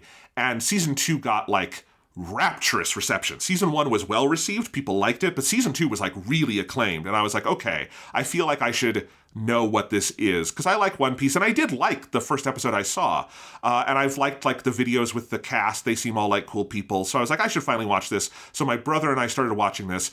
As of this recording, I'm not quite caught up. The final 3 episodes of season 2 are what I haven't seen yet, and those are the 3 episodes where Tony Chopper is introduced. So I am very excited to see how they handle Tony Chopper, because obviously that is like the biggest challenge for that show so far as you're going through the manga, because he's the first like major non-human character in the series. I know there's fishmen and stuff, but again, the word men is in there, so it's fine. But anyway, reindeer, Tony Chopper is a little reindeer guy. But, so I haven't seen that stuff yet, but I've seen the first 5 episodes of season 2. I saw all of season 1. It's a fantastic show. It's really good. Like, I think season 1 has some problems. I think season 1 is still figuring out how to, like, tell stories in this structure, where I think sometimes how they, like, pace episodes over an hour is a little awkward. Where they choose to deliver certain information is off. Like, they do Zoro's flashback about, like, his origin story with Kuina, his friend who dies, and that's why he uses 3 swords and all of that. They do that in the 2nd episode of the Usopp arc, and it makes absolutely no sense why it is in that episode and not in the subsequent episode, which is where Zoro fights Mihawk. And why is that not just the flashback leading up to him fighting Mihawk? I have absolutely no idea. So there's little things like that. I think in general the flashbacks are pretty awkward. I think they're not, because One Piece flashbacks are in this kind of anime melodrama mode that works, I think, very naturally in animation, is harder to do in live action. I think they're feeling their way out on that. Some of them are better than others. I think the Sanji flashback is pretty good. I think the Nami one falls a little flat, but the rest of the Nami stuff is great. So it's kind of a mixed bag. But all of that stuff, I kind of consider the periphery, because what's the real test that a One Piece live action show has to pass? And for me, it would be the characters in the world. Can you get Luffy, Zoro, Nami, Sanji, Usopp, our original 5, can you get them right in live action? And that's a big ask, right? Can you get them right? And can you make the world feel alive in a way that works in live action? And it passes both of those bars with such flying colors that it's very easy for me to overlook some of the narrative awkwardness of that first season. The cast is outstanding, particularly Inoki Godoy, who plays Luffy. He is like a J.K. Simmons as J. Jonah Jameson level perfect articulation of a comic book character in live action. Just absolutely, you watch him for 5 seconds and you go, this is the only person who could play Luffy in live action. At first you would think no one can play Luffy in live action. You see this kid do it for a couple of minutes and you go, that's Luffy? We're good. And he is so Luffy. He's like so perfectly Luffy. I also think the writers get Luffy's voice very well right off the bat. I think they understand what makes that character tick. And they do him so fulsomely as his anime self that if other characters need to be toned down a little bit or changed a little bit, I think they have more latitude to do that because Luffy at the center is so perfectly Luffy. But everybody is good. Emily Rudd, who plays Nami, again, that is like a more toned down, quote unquote, realistic version of the character, but I think she's fantastic, particularly as the story goes along and Nami opens up a little bit and starts having real chemistry with the other people on the crew. She's like kind of the heart and soul of the series, particularly once you get into that 2nd season. She's just really, really good. As Zoro, you have Mat Kenyu, who we've actually talked about before. He is Sonny Chiba's son, he's been in a bunch of major Japanese movies. He's in one of the later Rurouni Kenshin movies. We talked about him because he played Scar in the live action Full Metal Alchemist movies. But so like he knows how to do, sword choreography and that kind of stuff. And he is outstanding as Zoro. Like as a performance, it's like it's kind of like quiet and wooden, but in a way that is perfect for Zoro, who is this like samurai archetype, doesn't talk a lot. And I actually think as it goes along, he also develops a lot of chemistry with people. But more importantly, the dude can fucking do the sword work. And so, and the production puts a lot of work into how to do choreography for fight scenes. So he's outstanding. Like I think it's the end of the first episode, you get him using the 3-sword style for the first time. And that would be, if you had me list, what are the things that cannot be done in a live action One Piece? Near the top would be Zoro's sword fighting style, because that is so patently ridiculous in the manga and in the anime that you would think you could never do this in live action. Now they are judicious with it. They don't have him. He breaks out the third sword at like key moments, not all the time the way Zoro does in early One Piece in the manga. But when he does, Mat Kenyu has the physicality so down and the choreography is so good that you just go along with it. It's outstanding. He's even done a really good job doing the way Zoro will, when he gets the third sword out, he'll hold the other 2 swords at this kind of like awkward way with his hands, put the third sword in, and then kind of spin the other 2 swords, and he's figured out how to do that. It's really impressive. And in the second season, they go to town on this. In the episode at Whiskey Peak, there's an incident in the manga where Zoro fights 100 bounty hunters and defeats all of them. And this is like the first thing that makes Zoro a big famous swordsman in the world of the story as a pirate. It's like on his bounty poster later on. And they've basically turned that into a whole episode of One Piece where they just go full John Wick. And it's like a solid 30-minute fight scene seeded throughout this episode of Zoro in this big inn where he is fighting 100 bounty hunters, slowly moving up the inn, each floor of the inn, as he's getting to the top where the strongest bounty hunter is, and he's like counting as he's going, killing them all. Even if you don't care about One Piece, you should go look at this stuff from this episode. It is some of the best fight choreography I've ever seen for TV. It's really, really outstanding. And that stuff like impresses the absolute hell out of me, because Zoro, it made me realize that, like, yes, Zoro is a very obviously outlandish character in the manga, but the root of him is a live action thing. It's swordsmanship. Yeah. It's stuff that you've seen in Kurosawa movies and Zatoichi and stuff like that. And so they've basically realized it like you would in a live action martial arts flick. Some of it's a little more exaggerated than you would get in like a Zatoichi or something, but it's fundamentally in that tradition. And so it works really, really well. So Zoro, they absolutely nail. Usopp is one of the most impressive. This is a guy named Jacob Romero Gibson. He is very, very charming. He's so fun to watch. He's got chemistry with everybody. And I think they've done a very smart job taking the kind of anime archetype Usopp is, which is the coward who finds his courage, which can be a very grating anime archetype in certain contexts. And they've toned him down enough that he can work in the like live action reality of One Piece, while keeping what is consistent about Usopp, which is that he has a lot of self-doubt, he has a lot of, talking himself up to cover up that self-doubt, but fundamentally he is an incredibly loyal person who will do anything for his friends once he finds that courage, and they do Usopp just tremendously well. I think actually the best translation of any story in the first season of One Piece is the way they do the Usopp story at Syrup Village, which is probably the weakest part of early One Piece in the manga.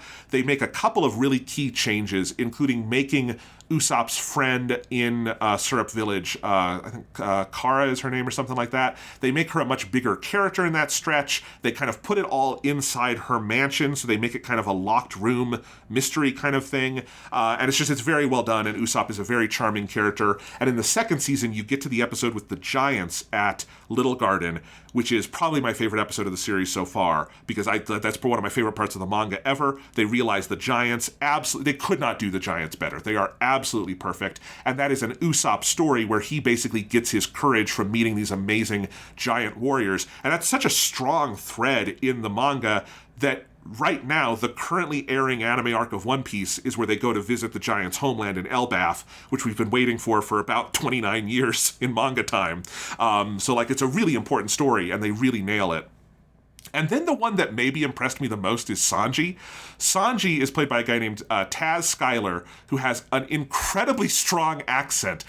He's a guy who has both British and Spanish parents. I think his first language was actually Spanish, where he grew up. So he's got a very thick accent that's also slightly different than you would generally hear from a Brit, but it's very charming.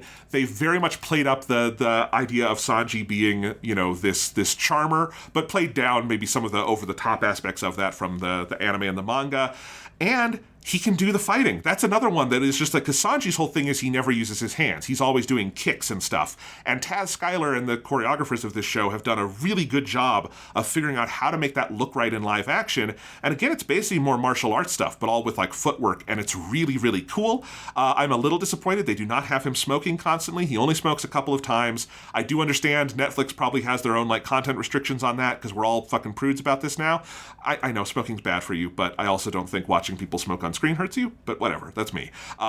So he doesn't smoke enough for my tastes, but he does in a couple of key moments get out a cigarette, and I'm, cheering for that. They do have his hair down over his eye, like it is in the manga. That's perfect. But anyway, he's very charming. His and Zoro's, like, frenemy relationship is done very well. And again, just that 5-person unit has such incredible chemistry that it's just fun to watch them interact, even when other stuff isn't working. And that's what I mean by getting the fundamentals right. If you can do that, you can do the rest of One Piece. You can figure out all that other stuff is fixable. The fundamentals is, do you have the crew right? And I think the other fundamental is the world. And this is the other thing that this show is worth watching for, is it has very little CGI. It is almost all physical sets. And those sets are outstanding. The set design in this show is some of the best I've ever seen for television. It is such a, where I would compare it to, and this might sound like an odd comparison, but I mean this as like a high praise. It reminds me of Robert Altman's Popeye movie, if you've seen that. And the way what Altman did is he basically just built the village from Popeye out in, I believe it's in Sweden. You can like go visit it now. And they just built this town, and then they gave everyone costumes that are made to look like the comic book Popeye or the animated shorts. And it's like play acting in this cartoon world, almost like a theme park is what it kind of looks like. And One Piece has that same kind of aesthetic where they're not just filling shit in with CGI. They have built every inn they go to, every city they go to. It's often on a soundstage with like maybe a green screen to fill in the background. But what you're mainly looking at is a nice big set with lots of props.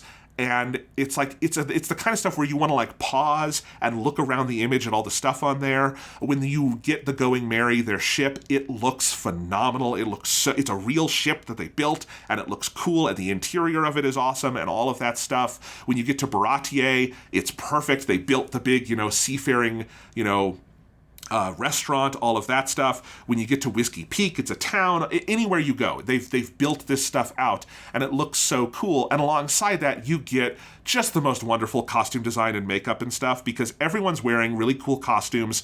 Almost every costume is pulled from the manga, but it's actually pretty creative about it. They will often, so that they can put the Straw Hats in different costumes every episode, which is not what happens in the manga. Obviously, they've got their normal outfits that they're wearing, usually for a full arc, and then maybe Oda will change it. But what they've done for the show is that they'll often put characters in costumes that are taken from Oda's various color 2-page spread covers in Weekly Shonen Jump. So like some of the episodes I just watched at Little Garden, Luffy is in this big red shirt and pants ensemble that I don't believe he ever wears in like the canon manga anime, but is in one of those color covers. And you get a lot of that. They do it really well with Nami as well. They have some fun with Zoro and Sanji here. Sanji's got his like perfect like black tux, kind of not tux, but like suit that he wears that's like tailored and everything.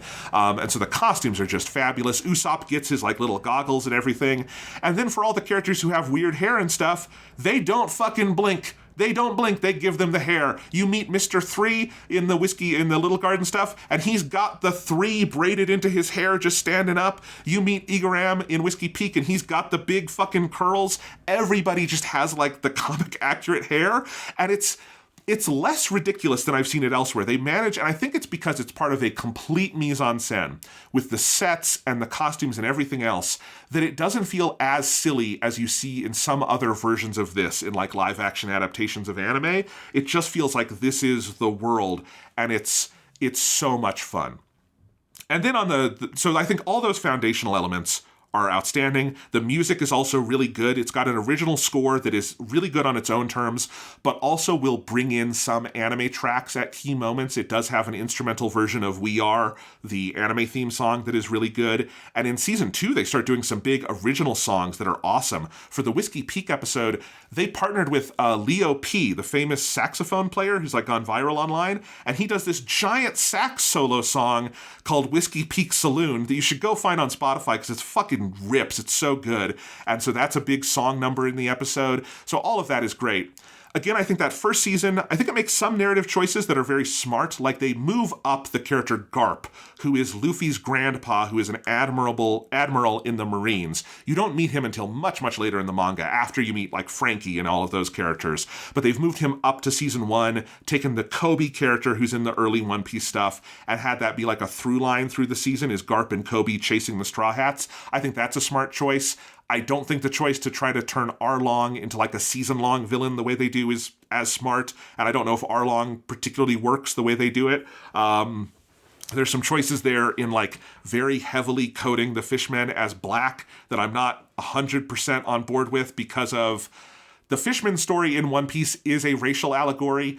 I think the problem is that the first fishmen we meet are the most evil characters in the fucking series, and so I don't love that we do the heavy racial coding in live action for that. So there's some of that I don't love. But again, that first season, a little up and down on a narrative level, but the fundamentals are there. The second season, it's the most glow up of a TV show season I think I've ever seen. One, the budget is like 10 times higher. And the first season is not low budget, but you can tell like we've had to redesign this story to be all on one set. Happens a couple of times.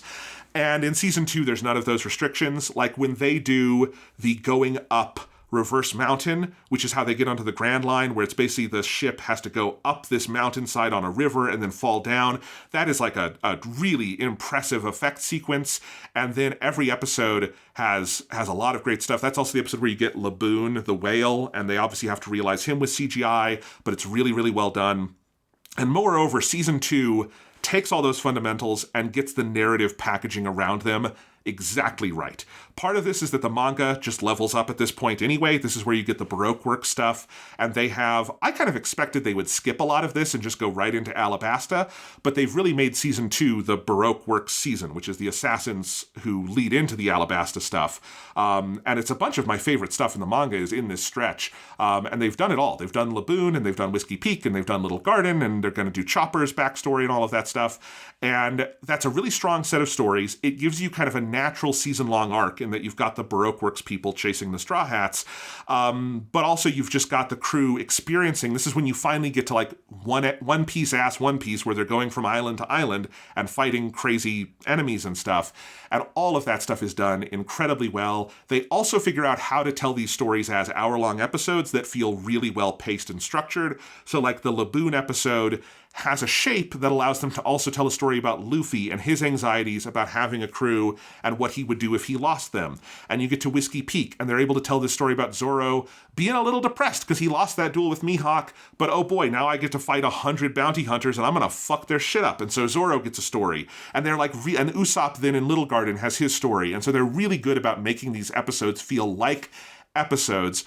Part of that is that season 1 it makes a lot of changes to the manga, but when it gets to big moments, it's very slavish in how it reproduces them, which sometimes can be very fun. Sometimes it does feel like cosplayers kind of staging their favorite One Piece moments, and I think it feels a little too slavish. Season 2 is, in some ways, more faithful to what actually narratively happens in the manga, but scene for scene, they're less slavish to like, this is how this scene was staged, this is what the dialogue was, this is how the characters were posed, and they allow for this show to kind of breathe its own atmosphere a little bit more, and I think it makes the whole thing feel a little freer and looser.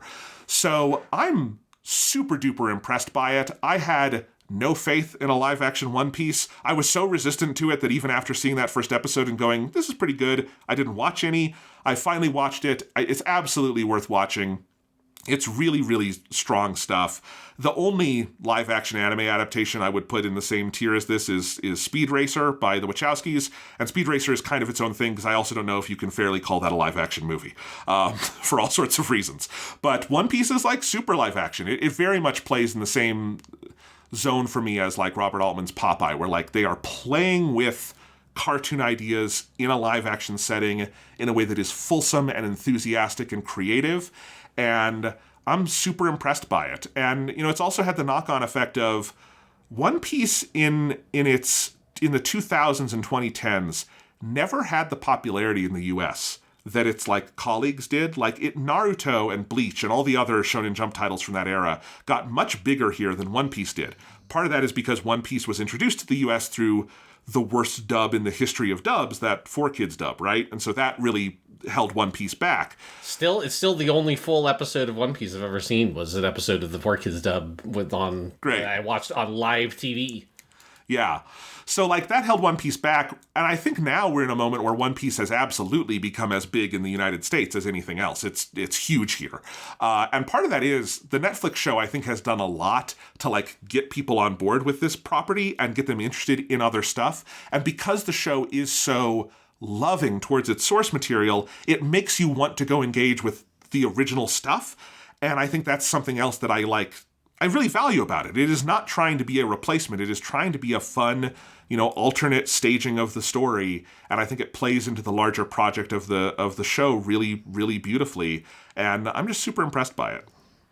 That's awesome. I mean, I know my brother and sister-in-law have watched it and really like it. We were talking about it the other day. And I think that shows. I mean, my brother enjoys some anime stuff, but he's like not super into that kind of thing. But he really, really loved the show, which I thought was pretty interesting. So I think it seems like it can hit a pretty broad market. I mean, obviously it's been very popular. Yeah. My only complaint, and I haven't gotten here yet, but I know they do Chopper as CGI, and I think that's a missed opportunity. I don't know how you make One Piece live action and not have Chopper be a Muppet. Like, I mean, go to Jim Henson's workshop and have them make a Chopper Muppet, and that is how you should do Tony Chopper in live action. And I'll reserve judgment until I see CGI Chopper. I just think Chopper should be a puppet. Like, to my core, I want like someone from out of like fucking Labyrinth or the Dark Crystal. That is what Tony Chopper is in live action. And I think it is slight sacrilege to go down the CGI path, but that's just me. Yeah, well, and I can only assume that at this point, after you finish One Piece Season 2, you're just, chomping at the bit to get on to watch the live-action Cowboy Bebop that Netflix did. You know what's funny is live-action Cowboy Bebop is the same studio. It's I think that they're called Tomorrow Studios or something. And yeah, I think the deal for One Piece and Cowboy Bebop was signed basically at the same time for Netflix. The Cowboy Bebop thing flamed out very fast. This worked. And I think part of that is that I haven't seen the live-action Cowboy Bebop, but I think if you just slavishly reproduce Cowboy Bebop in live action, you're kind of left with nothing, because all of Cowboy Bebop's references are other live-action works. Right. Like, it's an anime version, fundamentally, of a Hong Kong heroic bloodshed movie. Like, it's a John Woo movie in an anime form. And if you just turn that back into live action without the talents of someone like John Woo, you don't really have anything. With One Piece, it has almost no live action reference. It's such a cartoon. So if you have fun with it in live action, you're going to wind up with something very distinctive, which I think is what has happened for this show. Yes, because it almost seems counterintuitive, because Cowboy Bebop is obviously so much easier to do in live action than One Piece, but that almost works against it, because it's like, well, you just need to have the kind of like old school filmmaking chops as the reference points that Cowboy Bebop is using, and there's just not a lot of people that can do that. It's a rare skill set, So anyway, I know people have asked me about this. I'm happy I've seen it now. I did get a question on Blue Sky a couple weeks ago of like, would you recommend the One Piece live action show to someone who's never seen One Piece? My recommendation would still be no. And that's not anything against the show. I just think it's hard for me to imagine getting into One Piece because of this show. Do you know what I mean? Like, I think you would get some of it, but like, particularly I think that first season is so reliant on them recreating big moments from the manga that I think it feels like it kind of expects some knowledge, not narratively, but like aesthetically. So, my recommendation is always going to be just start reading the manga. It's very easy to find. It's not going to, obviously if you want to read all 1,200 chapters, that'll take you some time. It won't take you forever. You'll have a good time. But if you just want to see if you like it, it's not much to read early One Piece. And that's where I would probably recommend starting. But this is a fun show on its own terms. I'm still just waiting for them to finish up One Piece so they can start making Two Piece. That's my personal position. I can't watch it until they get there. Well, Sean, this is the other thing to talk about. One Piece is heading into its endgame in the manga. Now, I think we've got years to go, but it is on that path. People have been saying that for a couple of years, I feel like. It's like, well, once they finished Wano or whatever the fuck it was, it's like, now we're in the endgame. I feel like didn't that end a couple of years ago at this point? Wano ended a couple of years ago, but we absolutely are. At Egghead, which is the last completed arc, very much moves us into, like, we're on that path. Just remember that One Piece arcs sometimes take 4 to 5 years to serialize. Yeah. So if we're on the end path, that still means years to come. But my point is, One Piece is more globally popular now, and it will be turning 30 next year. Next year is the 30th anniversary of the manga, and it's more popular than ever. That is a weird situation to be in. Like, when this is actually done, and then the Toei anime finishes, I am very curious to see what all involved do with it, because this is not a show that is going into that good night on like a lull or anything like that. It's going out on absolute top of the world, and that's going to be interesting to see where the future of One Piece goes. Yeah, again, it's you make Two Piece featuring Luffy's son Duffy, or fucking whatever you name him, Buffy. There you go. They canceled that Buffy the Vampire Slayer reboot or whatever the fuck they're going to do. It's a One Piece sequel. That's where Buffy goes. Buffy the Pirate Slayer. He's working against his dad. There you go. He go. doesn't want. Yeah. All right. Anyway. So Sean, that's my One Piece adventures. What have you got for us?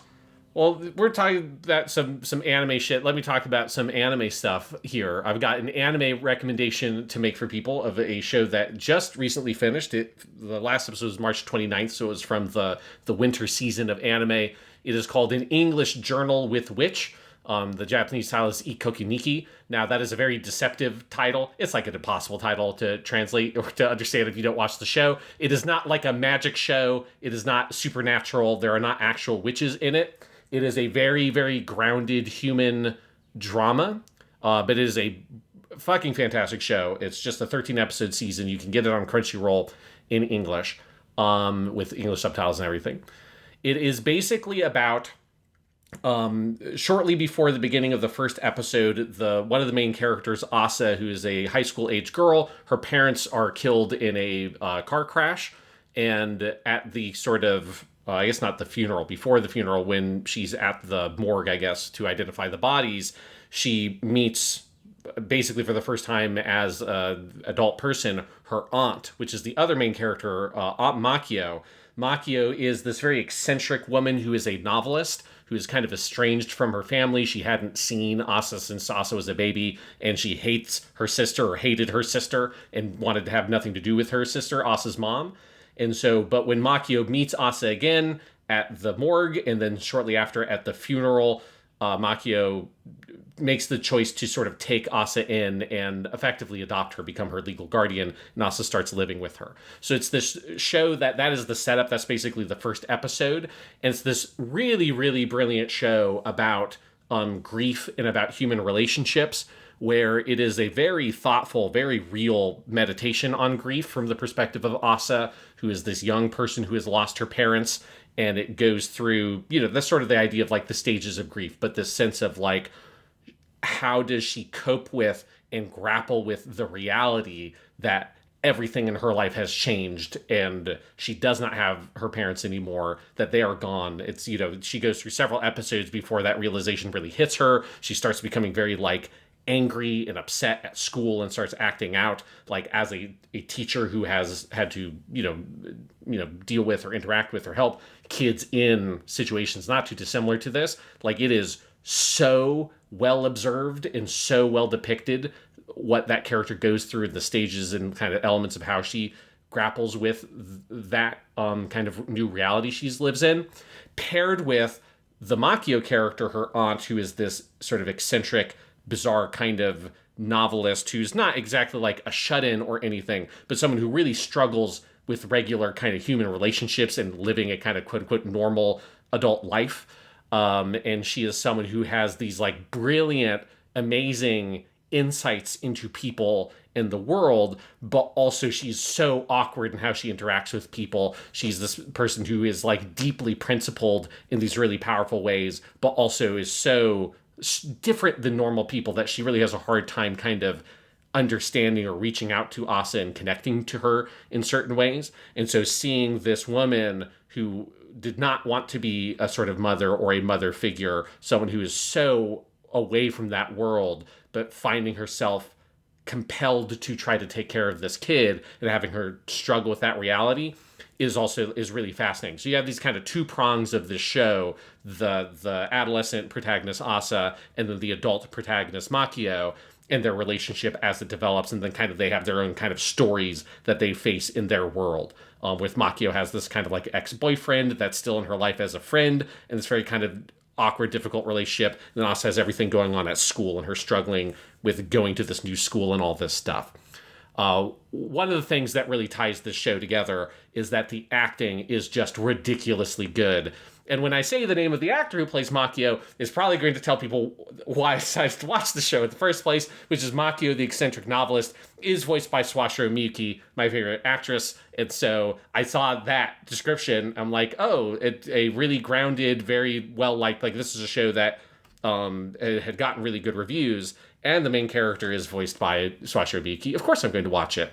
And she delivers like a movie star level performance. I mean, she is so good at playing what is a very difficult character because there's so many sides to her. She has to both sell the idea that Makio is this really brilliant person who has deep insights into people and the human condition, and this is the thing that makes her a very great novelist, while also being someone who is so aloof and struggles in her personal life with actually connecting with people and cultivating those relationships. Now, this is obviously a thing that is very real, and people like that exist, and there are certain elements of Makio's character that I personally identify with a lot. But it is also, I think, a hard thing to kind of bridge that gap and show those contradictions existing in a real, physical, tangible kind of human figure. And I think Sawashiro Miyuki just grounds that character so much and gets all the different facets of her and makes her feel like someone you could talk to. Like it just feels like a very real person while also being a very heightened kind of figure because the character in the world is a very heightened, eccentric person. Sean, I was looking up this show while you were talking about it, and the first thing I saw was Miyuki Sawashiro, and I was like, okay, this is why Sean loves it. Well, one of the reasons. But also, it's also interesting that she's getting to play a character who's basically her real-world age. The character is 35, Miyuki Sawashiro is 40, but, like, obviously she's often playing characters who are fantastical or whatever, and not a lot of anime are about 35-year-old women, and that alone makes me like, I really want to hear her play that. That sounds cool. That's interesting. Yes. And then the other side is you have Asa, the high school girl. She's voiced by an actress named Mori Fuko, who is basically a newcomer. Like, she's been in a couple of anime before this, but this was her first leading role. And it's such a great casting choice because she has that super raw energy, you know, like an actress in like a Ghibli movie or something like that. It's that kind of performance. And the contrast is so fantastic. There's a tremendous amount of chemistry between her and Sawashiro Miyuki. But because they're so different kinds of actors at totally different places of their career, but that so reflects the two people, the characters that they're playing. With Asa is this person who just doesn't understand anything about the world, and the things that she did understand about the world have been taken from her. And so there's a really kind of like low key, sort of low energy quality to the performance that to me is very realistic. I mean, this actress is like 19 or 20 years old, so she's, you know, older than the character, but fairly close in age to the character. And she captures that kind of very jaded kind of vocal inflections that real world teenagers have. And so that kind of low energy performance fits so well.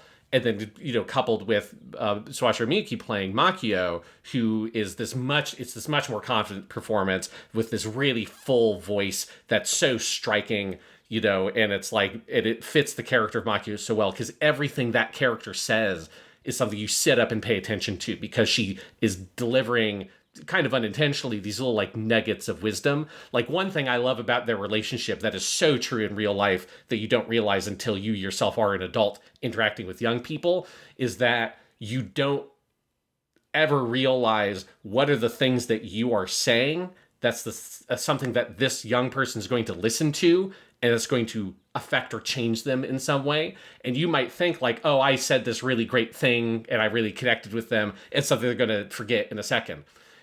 But then there's like an offhand comment you made months ago, and then they'll bring it up out of nowhere, and they're like, I don't even really, I kind of remember saying this thing, but I don't really. And they capture that dynamic, and it's the way in which the Makio character, everything that she says, like you as the audience, like are really perked up to, and Asa, is so influenced by her in ways she both does and doesn't realize. And so that relationship and the acting between those two characters, it's just so ridiculously good.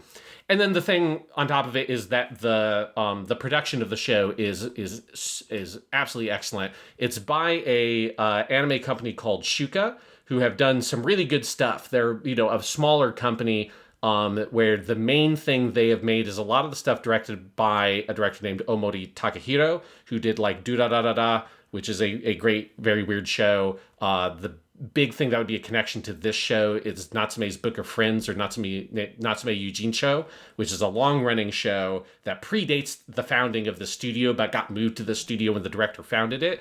And that's in this kind of same tonal space here. This is by a different director, Sawashiro Miyuki, but he's someone who's been working at the studio the whole time. And if you've seen any of the things that the studio has done, they have a great mastery of this kind of very soft human drama tone. It's kind of low key, and it really has a real Yamada Naoko kind of energy to it. Like, it doesn't have the level of luscious production of a KyoAni show, but like if you're someone who really likes something like Liz and the Bluebird, or like The Colors Within, obviously those are movies, or even like Tamako Market and Tamako Love Story. It's also Ushio Kensuke doing the music, so yes. But any of those kinds of Yamada Naoko productions, this is like tonally in a very similar kind of space.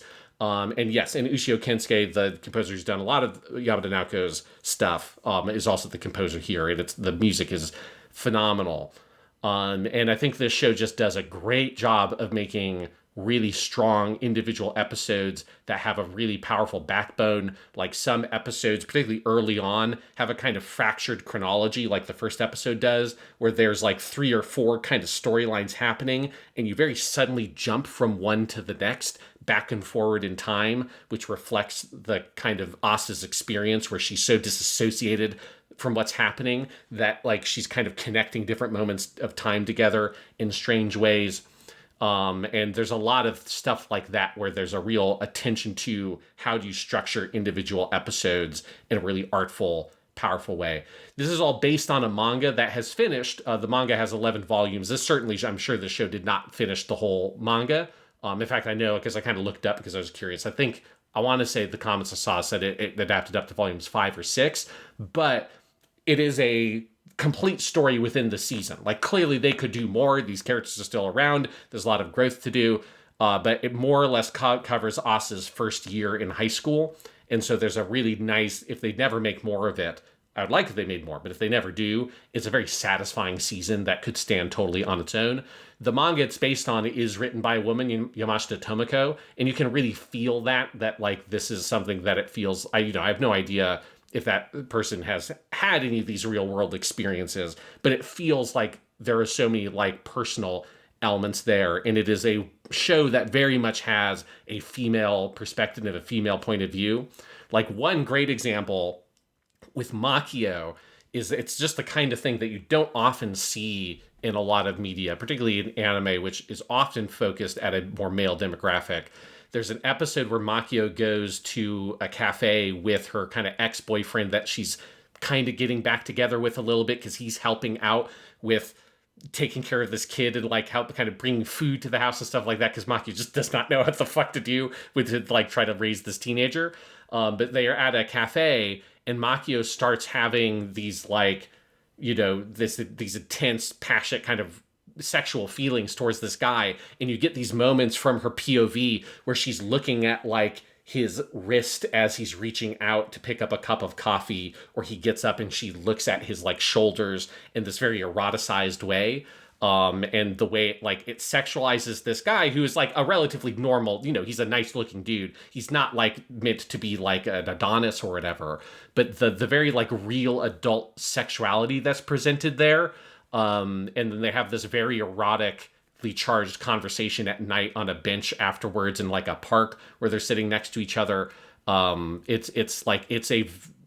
stuff they do with Makio as an adult is like very well considered as like an adult story, that this feels like a real adult character dealing with real adult problems. And the contrast with that, with this adolescent character, Asa that's dealing with things that you more expect in anime, which often features characters of her age. It's a really nice contrast and something that makes the show feel really fresh, because it's just a real rarity that you have a show that has such an adult perspective and really cares about these adult characters, and especially where one of them is a woman. And, it's just rare that you get a show that so, from a heterosexual female perspective, eroticizes and sexualizes a male character. And if you're a guy who's never seen media that does that, it's a really healthy thing to do, to consume media from that perspective, because it gives you a much bigger view on the world. And this is one that does it, not like all the time, but that episode, it's very much what that episode's about, and it's fantastically well done.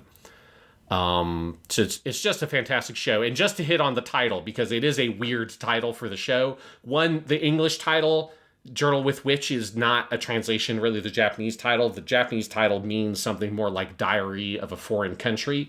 The reason where this title comes from is in the first episode, Asa starts keeping a journal to try to deal with her feelings. Like, Makio would suggest that she does this. And so she starts journaling. And you have these repeated kind of almost dream sequences of Asa lost in a desert. And this is how it like visually expresses her feelings of grief that she is lost in this barren landscape. And Makio is like this one oasis on the edge. Well, there's like an oasis on the edge, and Makio is almost kind of leading her to it. But she's also a traveler in this desert. But Asa kind of imagines Makio as being this person who lives in a foreign land. She's so different. She's so removed from Asa's own world and life experiences that it's like she's traveling, like Marco Polo or whatever, traveling to China. It's like that kind of visualization. And they try to sort of capture the English translation, I guess, like the sense of that she is, that to her, Makio is like this witch, this like foreign extreme thing that she can't wrap her mind around and is kind of fascinated by, which is why she ultimately originally decides to go live with her, because she finds Makio so different than anything else she's ever experienced. And then the story is obviously about how does that difference get bridged, and they become this very kind of unique sort of family unit, because she's not Makio's kid. Makio is not her mom. Neither of them are interested in occupying that kind of traditional family role, because it's just not who these two people are. And so part of the story is how, like, what does that relationship become? How do you bridge that gap? How does each person come to understand the other when both of them seem like someone coming from a completely foreign world? That's awesome. I'm actually getting on a plane in a couple days here. I'm taking a little trip to LA, and I went to Crunchyroll and downloaded the show to my phone, so I have that to watch, because that sounds great. And it's just everything you said about that sounds right up my alley. I also do love... Sean, how weird is it that Ushio Kensuke is now one of the most like prolific anime composers? Yes, that like when you think about where he started with Yamada Naoko's stuff and how like weirdly experimental all their stuff together is, he's now like in all the biggest shows. It's crazy. Yes, it is weird that he did a couple of like movies with Yamada Naoko and a couple of other little things, and now he does Chainsaw Man, Dan Da Dan. Like there's just all these things he's doing. He did The Dangers in My Heart. That's another great show. Yeah. It is interesting, and he's got such a range, because this is definitely more in the Liz and the Bluebird, a silent voice kind of soundtrack space, because it's that kind of story. But he also does big crazy action scenes and stuff. It's very cool. Yeah. All right, well, that sounds fun, and I have another thing I can watch on the plane. Yay. There you go. And then there's also something else you could do on the plane, Jonathan, which is play through all of the Resident Evil games if you want, because that's what I've been doing with my life for the past several months. I could technically do that. These are all on... I own them on PlayStation. I could rebuy them on Switch if I wanted to spend my time on a plane playing Resident Evil 6, just to make my time on a plane more miserable. Just Jesus Christ, what a depressing idea. Yes, so last time we did a regular Purely Academic, I talked about playing through Resident Evil 1, original, Resident Evil 2, Resident Evil 3, Resident Evil 0, Resident Evil Remake. Was that all of them? It's basically everything up to I had gone halfway through replaying through Resident Evil 4. And since then, I finished that Resident Evil 4 playthrough. 10 out of 10, Resident Evil 4. Turns out it's a really good game. And I have also played Resident Evil 5, Resident Evil The Umbrella Chronicles, which I mentioned last time as I was trying to kind of figure out a good way to play it because this is the light gun game on the Wii or the Move for the PS3, and I played it emulating it on the PC using a mouse to control the Wiimote, so I played through all of that. I have played Resident Evil 6, I've played Resident Evil Revelations and Resident Evil Revelations 2. I'm like halfway through Resident Evil The Dark Side Chronicles, which is the sequel to the Umbrella Chronicles, and when I have done that, I will have played through every Resident Evil game that is not a weird multiplayer game, which they have made like 5 or 6 of those. There's a weird number of multiplayer-only Resident Evil games. I'm not going to play those, but I mean, really, if you put the Dark Side Chronicles aside, which is a weird spin-off, I've done it, Jonathan. I've done the Resident Evil journey. I have gone through all of them. Most, if not almost all of them, are really good to great games. And there's also Resident Evil 6s in there. So I could talk about these. You've actually pulled ahead of me now. For a long time, I have played more Resident Evil games than you. You've now leapfrogged me, so now I have to make up for this and play some of the ones I have not played, just for people to know. I've never beaten 6, I haven't played Umbrella Chronicles, and I haven't played the Revelations games. Yes. So now I have finally taken back the label of the Resident Evil guy on the podcast, because it was me for a while that I had played the most Resident Evil games, and then you have outstripped me, and I've reclaimed my throne. Just to like recap a little bit before I get into these other games, kind of my big thesis on playing the first kind of half of the classic Resident Evil games on the PlayStation 2. Code Veronica, that was the one I'd forgotten. I knew there was a big one I forgot in that list. And part of my big thesis is that the games pretty quickly, when you get to especially 3 in Code Veronica, started moving in this action direction that like didn't fully mesh with the classic fixed camera angle tank control style Resident Evil games, that it felt like you basically had those 2 games, Resident Evil 3 and Code Veronica, that are both really good games, but also feel like games that are kind of trying to figure out how do we become a Resident Evil 4 and are not ready to be that yet.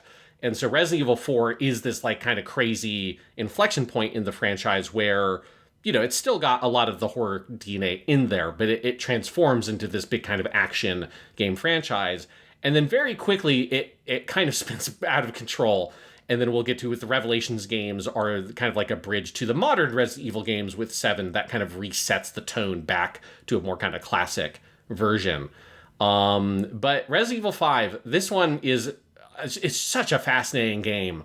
Really putting 5 and 6 together in some ways, one of my big takes on Resident Evil 5 and 6 is that these games feel more dated to me than the PlayStation 1 Resident Evil games.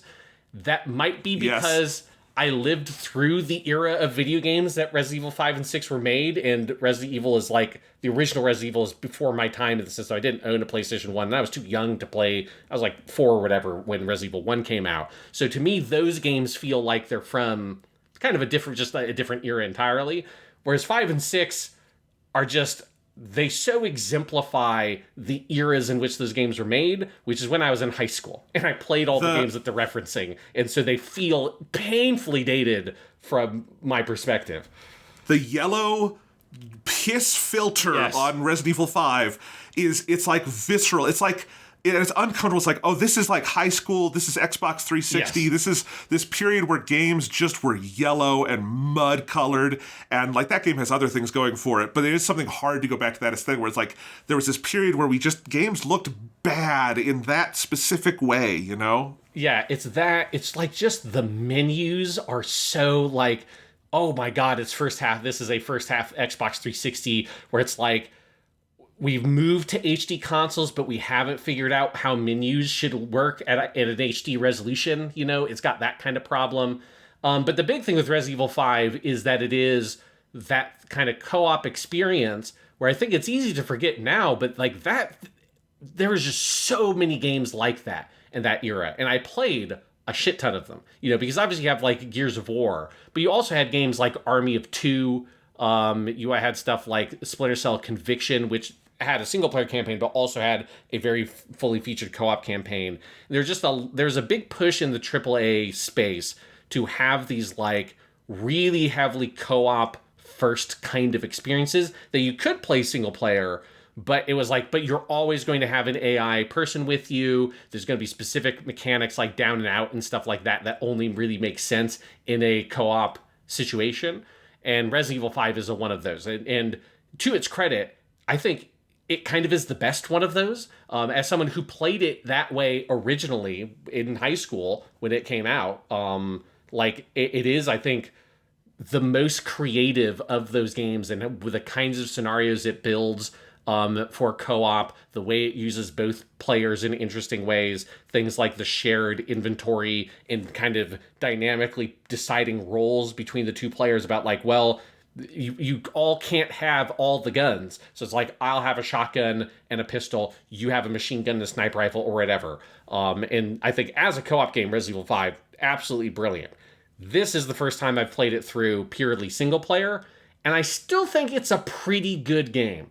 It's got some major problems when you're playing it single player, and I think it has some problems anyways. You know, it's certainly not as good as a Resident Evil 4, and there are things that it being a co-op game, like how just divided up the game is in terms of these distinctive chapters and stuff like that, I think kind of hurts the flow of the game a lot and stuff like that. There are things that it can't do that Resident Evil 4 did with the in-game economy that is just awkward. Like, you just don't have things like the little treasures, and that sense of progression is really broken up because you're constantly dumping out to menus because you're like, and now I could invite my friend, and or you could have drop in, drop out co-op and all that kind of stuff. Like it tries to, so much of the game design has to accommodate the co-op experience that it hurts it in ways that I think even hurts it as a co-op game in some ways, because it becomes like kind of a less interesting, less well-paced experience. It also has big issues with the story. You know, I enjoy the Wesker stuff once you get near the end, but I had kind of forgotten that shit's only at the end. And it is a long buildup of kind of nothing until you finally get to the Wesker stuff in the last chapter. And it's a lot of trudging through, you know, the swamp area and just, you know, running into more and more incredibly racist African stereotypes that you're like, fuck, because I kind of remembered the beginning of the game, which has its problems with the race stuff, particularly where they're like, somehow they code Africa like it's the Middle East in an Iraq war movie, which is fucking weird as shit. Well, because that's where that whole piss green yellow filter comes from, is like Call of Duty and other like war games of the time inspired by Iraq and like current events. And so, yes, it is a weird aesthetic choice. Yeah, and so it's got that, it's just like, what the fuck is going on here? But I had kind of forgotten that when you get to the swamp area, that then you've got full-on, like, lost African tribe with headdresses and loincloths, and they're throwing spears at you like you're watching fucking King Kong from 1934 or whatever. Like, oh boy, this is, you know, so that shit is a big issue. But it has enough of the Resident Evil 4-ness in there, like the gameplay, the shooting, that stuff is, I think, still very satisfying.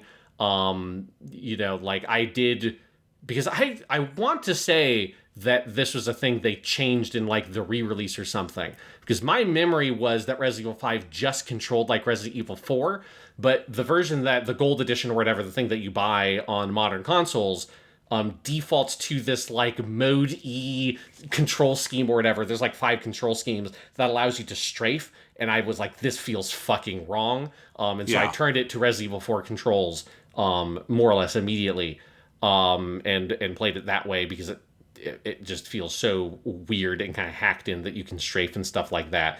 And I ended up enjoying the Resident Evil 5 experience. Okay, you know, you have to, if you're playing it single player, you have to go in with an understanding that there are going to be parts of the game that just are not accommodating to that experience, and you just have to get through it, because there are just certain parts that just are not fun on your own. But the majority of the game, I think, is still a fully enjoyable third-person action Resident Evil experience. And when you get into that last chapter and it's full on Wesker doing Matrix shit and you're punching the boulder and all, like, that shit's great. Like I love that the first time I played it. I still love it now. You know, I enjoy the dumb lore around Wesker and Oswell E. Spencer and all that shit. Obviously, you've got the crazy stuff they do with Jill, where she gets, mind controlled by a parasite or whatever. And I guess Wesker dyed her hair blonde. It's maybe the most inexplicable decision any video game has ever made, which is to take a classic character that is a brunette, have her come back as a blonde, and never explain why. Because it's like Chris sees her. Because in the flashback, there's a flashback that you can play in one of the DLCs that's not very good, the Lost Nightmare DLC, where Chris and Jill go to yet another remake of the Spencer Mansion. It's like the fourth time they did it in a Resident Evil game, where it's like, and here's a mansion that's like basically the mansion from Resident Evil 1, but it's not. And that's where they run into Wesker having killed Oswald E. Spencer, the founder of the Umbrella Corporation, and Jill is seemingly killed when she tackles him through a window into the stormy sea below. But in that flashback, she's just regular brunette Jill. So when Jill pops up again later and Chris sees her, he's like, that's Jill. I'm like, how can you tell? How do you know? Because look, these early 360 graphics, the graphics are not good enough that you can tell what someone looks like based on their face. You gotta go by their hairstyle. That's the only way I could tell these motherfuckers apart. It's true. If you cut off Wesker's hair or you dyed it black, I would not be able to tell it was Wesker anymore. He needs to have slick back blonde hair. And so that shit with Jill is just crazy. So it's definitely a very flawed experience, but I would be lying if I didn't say that I enjoyed myself playing through Resident Evil 5 again all these years later. Resident Evil 5 is a trip, and again, like, the upside of talking about single player is that if you do have a chance to play it in co-op, it is one of the best co-op experiences in gaming history. It's really, Absolutely. Really fun, and that is where the game really comes alive. Yeah, and I'm glad that I have that experience of having originally played it that way, but it's not convenient to try to play it that way as a 33-year-old man with a job, and who doesn't live in the state where most of the people who I played those kinds of games with don't live in Texas anymore, and it's not right. It's not as much fun to play that stuff online. There's something about just sitting next to somebody and watching them getting eaten by an alligator in the swamp that you just can't replicate that through voice chat.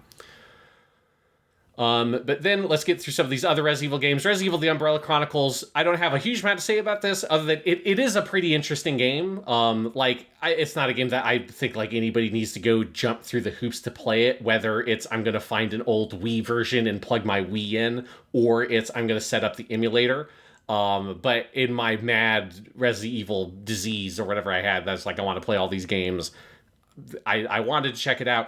The Umbrella Chronicles, for those who don't know, it is just a full-on light gun game, but what it basically does is it gives you scenarios where you're playing through the events of a bunch of the Resident Evil games. So it starts with Resident Evil 0, then you do Resident Evil 1, then you've got Resident Evil 3, but their version of Resident Evil 3. If people are upset with the 3 remake and when it changes, the Resident Evil 3 section of the Umbrella Chronicles is bizarre. Carlos is with Jill from the very beginning. You play through the streets of Raccoon City, you play through the sewers, and then it ends with you going to the Raccoon City Police Department, and that's the only time Nemesis shows up, is at the very end of the Raccoon City Police Department, and then you kill him, and then you get in the helicopter and leave, and the nuke comes, and it's like, it just skips like 80%. Like, fuck, they cut out the clock tower. They cut out almost everything. It's a really weird version of trying to depict the events of Resident Evil 3 in any way, shape, or form.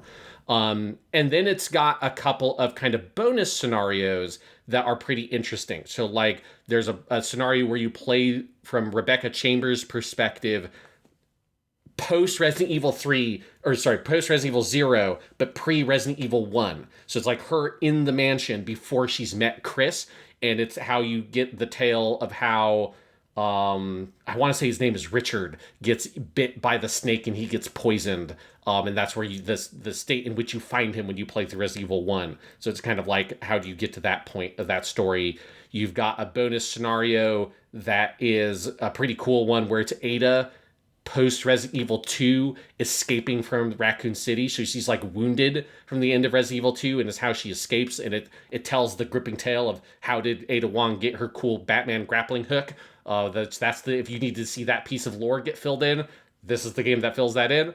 And then there's a bonus scenario set basically post Code Veronica, pre Resident Evil 4, that shows Jill and Chris going to one of the last Umbrella facilities and tackling it as members of the BSAA. And it's more or less, how do they take down Umbrella? Now, that scenario is not as detailed as I was hoping it would be, because that's the whole reason I played the game, is I knew that is where this information is depicted in a Resident Evil game.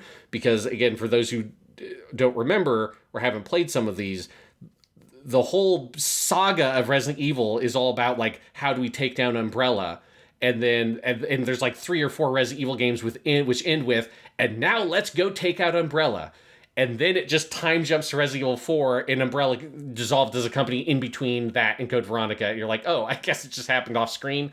The Umbrella Chronicles sort of like says that it depicts those events, but it doesn't really have a lot of narrative material there. It's just a couple of extra levels that happen to be in a snow level, because they didn't have a snow level, because there aren't snow levels in Resident Evil. As a light gun game, it is fairly enjoyable. If you're playing it emulated, it does take quite a bit of tweaking to get the mouse settings to feel good as a replacement for the Wiimote. But once you kind of dial in the settings and get the feel down, it is a pretty solid light gun game. It's probably like the most fully featured light gun game ever made, this in the Dark Side Chronicles. Like, there are lots of like bonus secrets you can get. You level up like different weapons, so you earn stars that you use to upgrade weapons between levels. There are different weapons that you can get and bring into levels with you. And I think by far the most enjoyable part of the game is the Resident Evil 1 scenario, because it is really cool to see the mansion of Resident Evil 1 and some of the other Resident Evil 1 areas from this first-person perspective as a light gun game. See a version of the story that's Chris and Jill together, because this, of course, is a co-op game, so there's always 2 player characters, and it's them together going through the mansion. That section is quite fun. So if you're someone who gets bitten by the Resident Evil bug and you just have to complete everything, like, it is an interesting kind of bonus experience. And if you like light gun games, like, it is, probably one of the best light gun games ever made that you would play at home and not in an arcade. I mean, it's got to be this or the Dark Side Chronicles, really. But it is certainly not one that you need to go out of your way to play. I also wouldn't say that, like, don't bother being like, I'm going to look up the cutscenes on YouTube or whatever. It's, they're not that interesting. But I did enjoy playing through it, kind of really piecemeal, just emulated on my PC and doing a level every other day or so, and just, kind of picking away at it. Yeah, that's one that I want to pick up. I have my Wii out here still set up, so I might just try to play it. Well, there you go. Yeah, if you already have a Wii plugged in, you might as well find a good used copy and just knock it out. But I wouldn't go digging through your closet to find some ancient Wii that you haven't plugged in 10 years. It's not worth it for that. But if you're already Wii'd up, you might as well. And you haven't played Dark Side Chronicles yet, right? I'm like halfway through it. Okay. And Dark Side Chronicles is cool. It's better. Like the whole thing with Dark Side Chronicles is that one is the like Leon Claire stuff, whereas Umbrella Chronicles is like Wesker, Chris, and Jill, and Rebecca, I guess. And so the Dark Side Chronicles has Operation Javier, which is the operation, that's the mission that Leon and Krauser were on before Resident Evil 4 that kind of drove Krauser crazy. And that game opens with a couple of levels that are Operation Javier. Then Krauser's like, Leon, are these like bioweapons you're always talking about? Tell me more. And then Leon, the whole events of Resident Evil 2 are portrayed as a flashback of Leon telling these events to Krauser. And I'm like halfway through the Resident Evil 2 stuff. I know that it gets into Code Veronica. I'm curious how that's portrayed, because Claire is not in the Operation Javier stuff. But the Dark Side Chronicles, it's just a refined version of the Umbrella Chronicles as a light gun game. Like, the upgrade system is expanded on. I feel like the scenarios are a little bit better paced and stuff. So it's the Dark Side Chronicles. If you're going to play the Umbrella Chronicles, you might as well play that one as well, because they are basically of a piece. And they just kind of improved everything the first game did with the second one. Well, I don't think I'll be playing Dark Side Chronicles on my Wii, because trying to find a copy of it goes for $100 to $200 on eBay, from what I can see. Umbrella Chronicles you can get for a reasonable price, like $20 or less, not Dark Side Chronicles, so oof. Yeah, I definitely would not buy it for $100 to $200. One thing that is very funny, though, about the Dark Side Chronicles is and I don't know why they did this, and it's not in the Umbrella Chronicles, but they have boob physics on the zombies, and it's just so weird. And it's like all the lady zombies, like when it's like they'll like pop up, or when you shoot them and they flinch, it's just their boobs are jiggling all over the place. You're like, why would you put this in? It wasn't in the last game. Who's the guy who's like, I gotta make the zombie boobs jiggle? Who was this dude working on the game? Because that game came out like 2009 or 2010, which I feel like is kind of past the phase where that was a thing that we were doing, particularly in the like, where it's like looking at Jello cups kind of thing. Obviously, having some level of soft body physics on characters, I don't have a problem with, but the kind of traditional version of the boob physics, it's just been a while since I played a game that had that full on. It was like, fucking, you gotta be kidding me. And it really made me laugh. Yeah, absolutely. All right. And then that leads us to Resident Evil 6, a game that I have very complicated feelings about. I think if anyone who's played through it can only have complicated feelings. Resident Evil 6, it's the worst Resident Evil game. I think there's no kind of like doubt about that. But I don't want that to just be like, it's a terrible video game that there's nothing good about it, because that is not true. Resident Evil 6 is a weird fucking game. I mean, kind of like what I said with Resident Evil 5, that it just feels so dated, and there's something about the tutorial, the opening of Resident Evil 6, that it's almost like a comedy routine of, here are all of the things that like the wrong lessons developers learned from Uncharted 2 in the back half of the 360 generation, and Resident Evil 6 puts it one after another. And I know, because I ended up playing through the tutorial twice, because I played it once, because the game does a thing I fucking hate, and luckily games don't do this anymore. But there was this phase where games are trying to be so cinematic that they're like, look, when you put in the game, have it just fucking start.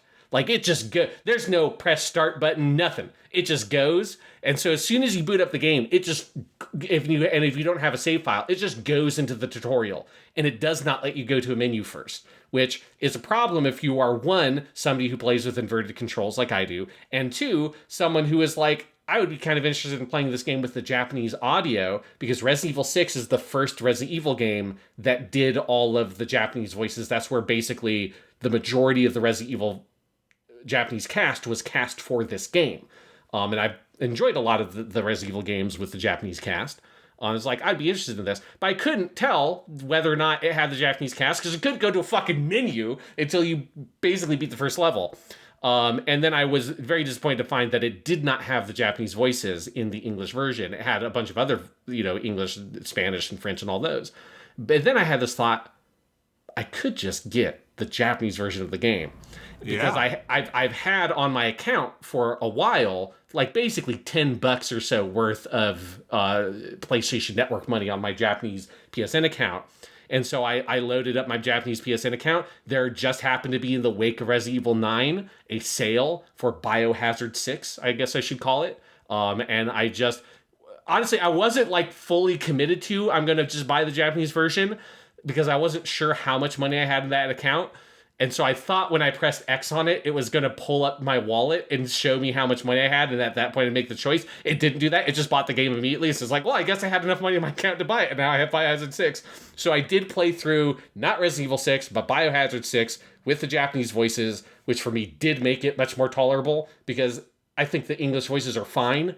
But by the time you get to Resident Evil 6, you run into the problem I have with a lot of English voice acting stuff in video games for long-running franchises, which is they recast all the fucking time, and it drives me crazy because they get attached to a certain performance and then they recast it. So like in Resident Evil 6, you don't have Paul Mercier, who played Leon in 4 and Darkside Chronicles and Resident Evil Degeneration, the CG movie. Those are his 3 performances. Instead, it's Matthew Mercer, who's a great voice actor. He's great in tons of stuff. It's just not the English voice of Leon to me. But The great thing about Japanese voices is that they don't recast unless that fucker's like dead or they are retired. Like that's the only scenario in which anyone is almost ever recast. And so all the or they've committed a truly heinous offense in the real world. Yeah, you've got to like murder somebody, die, or retire. Like it's just they will not recast people for almost anything. And so all of the cast in Resident Evil 6 on the Japanese version, if you play any Resident Evil thing or watch any of the Resident Evil movies, which I did watch all those, I realized I forgot to play. I could talk about those too if we want to for this. That's okay. Most of them are not good. The second one is good. If you want to watch the CG Resident Evil movie, just watch the second one with Leon and Ada. All the other ones are trash. Don't bother. But if you watch any of those things, all of them have the same Japanese voice cast. Fucking Sakamoto Maya, who plays Sherry Birkin in Resident Evil 6, that's the same actress that plays Sherry in Resident Evil 9. And it's been like 13 years since this game came out. And they brought her back anyways. And she's a big name voice actress. But they didn't bother to recast. But you've gone through like 3 or 4 recasts of all these characters since Resident Evil 6. It's just very annoying. So I said, I'm going to play the Japanese version, Biohazard 6. That helped a little bit. Had to play through the tutorial again, which means you have to go through the like slow walk. I'm hearing a radio thing. You have to go through the like, he's with the co-op character who's wounded. And so Leon has to go find an herb. And you have Hunnigan say, it's like, why don't you use the green herb to help her? So it's like a Metal Gear Solid dialogue where they're just referring to the green herbs in universe, which just feels wrong in voice dialogue. Then you have like the whole like where we get in a helicopter and there's this whole scripted sequence with the helicopter where you have a bunch of QuickTime events. It's just the slowest, most excruciatingly boring opening that's trying to be the Uncharted 2 opening where you have the very cool sequence of Nate Drake where the train has crashed off the snowy cliff and you're climbing your way up it. But it just doesn't understand that the whole thing that makes that opening great is 1, it's quick. 2, you are actively playing and doing cool stuff as the character immediately. You're engaging with the gameplay of the platform of Uncharted right off the bat. It's not a series of big cutscenes. It's mostly you playing that sequence. And then 3, that it's actually like spectacularly staged. And all the stuff Resident Evil 6 is just fucking boring. If you played any of these games, you played all of them. And so its attempt at this like cinematic narrative opening is so slow and so boring. But because it walks into every cliche that so many of those games did, I found it actively funny. Again, it's almost like a comedy routine. Like you could put it up as a YouTube video as a piece of satire and it would play very well. Once you get past that very awful, no good, very bad tutorial, then you are presented with a menu where you can select 4 different campaigns. The original version you could only pick from 3. You had to beat the original 3 to unlock the 4th one. But if you get the game now, you have all 4 of them, the 4th one being the Ada campaign available from the start. And that's where you have to make some decisions about how you're going to play the game. I'm going to tell you how I played it, because this was the advice I saw online, and I think that this made the game much more tolerable, which is play the first level of the first campaign, which is Leon, then play the first level of the Chris campaign, then play the first level of the Sherry campaign, it's Wesker's son is who they name it after, but Sherry, I played as Sherry Birkin because you can pick whichever of the 2 characters, the co-op character, the main character, and I'm going to play as the returning Resident Evil character, and I think it's very sexist that the only one that's not named after the returning Resident Evil character happens to be the one where it's a lady. Fuck off. I played as Sherry Birkin, and I was very happy to do so. And then you play the first level of the Ada, and you just go through that way. Each campaign has 5 levels. Play 1 level of each, and just go down the line. Because if you try to play all the way through the Leon campaign, you will die. It will physically kill you, because it is so bad. The Leon campaign is fucking terrible. It's atrocious. The enemies are all regular zombies, and the combat in this game is not made for you to fight the regular zombies. It's made for you to fight the enemies in like the Chris and Sherry campaigns and stuff, which are basically guys with like guns. Because this is a third-person shooter. This is like a Gears of War-esque third-person shooter. It's not a full cover system. It's more mobile than that. But it's just a third-person shooter action game. As there is none of the like horror style like gameplay stuff. there's basically none of the real like resource stuff in the like resource management that exists in the game just shouldn't be there because it's weird and you run out of inventory at the end of the game because you have all the weapons and it takes up your inventory slots, but you can't do anything about it. It's fucking bizarre. It doesn't make sense. Like all the mechanics that kind of, other than the combat mechanics that they've retained from Resident Evil 4 and 5, all the other stuff that are kind of hold-ons from classic Resident Evil have no place in this game. And so when you just play it as a third-person shooter action game, it can be pretty fun.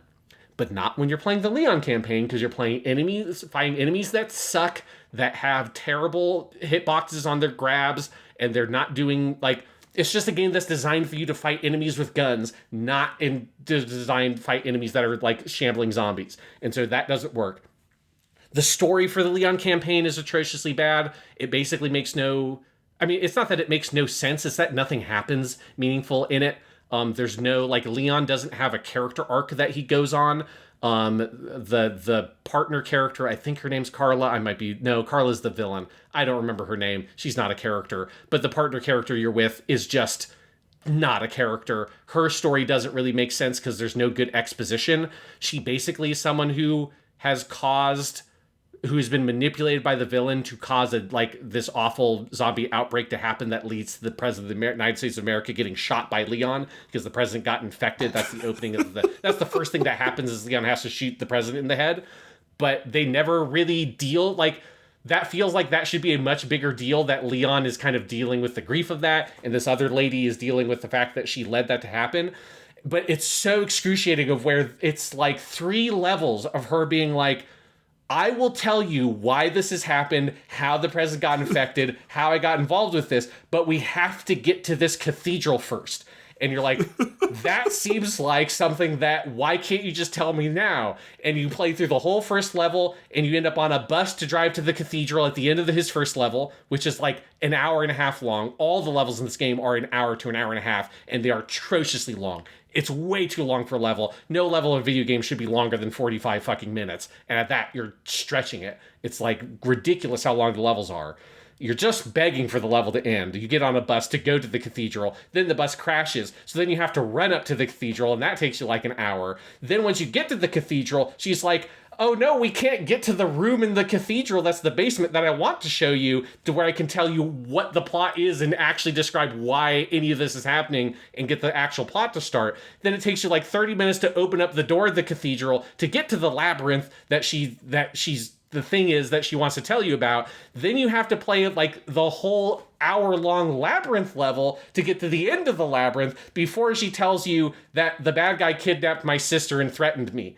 And that's the information she has. It's like, great. I'm so glad I played through like 4 hours of this game for you to tell me that, like, you're a bad guy for sympathetic reasons. This actually doesn't tell me anything about the plot of this game.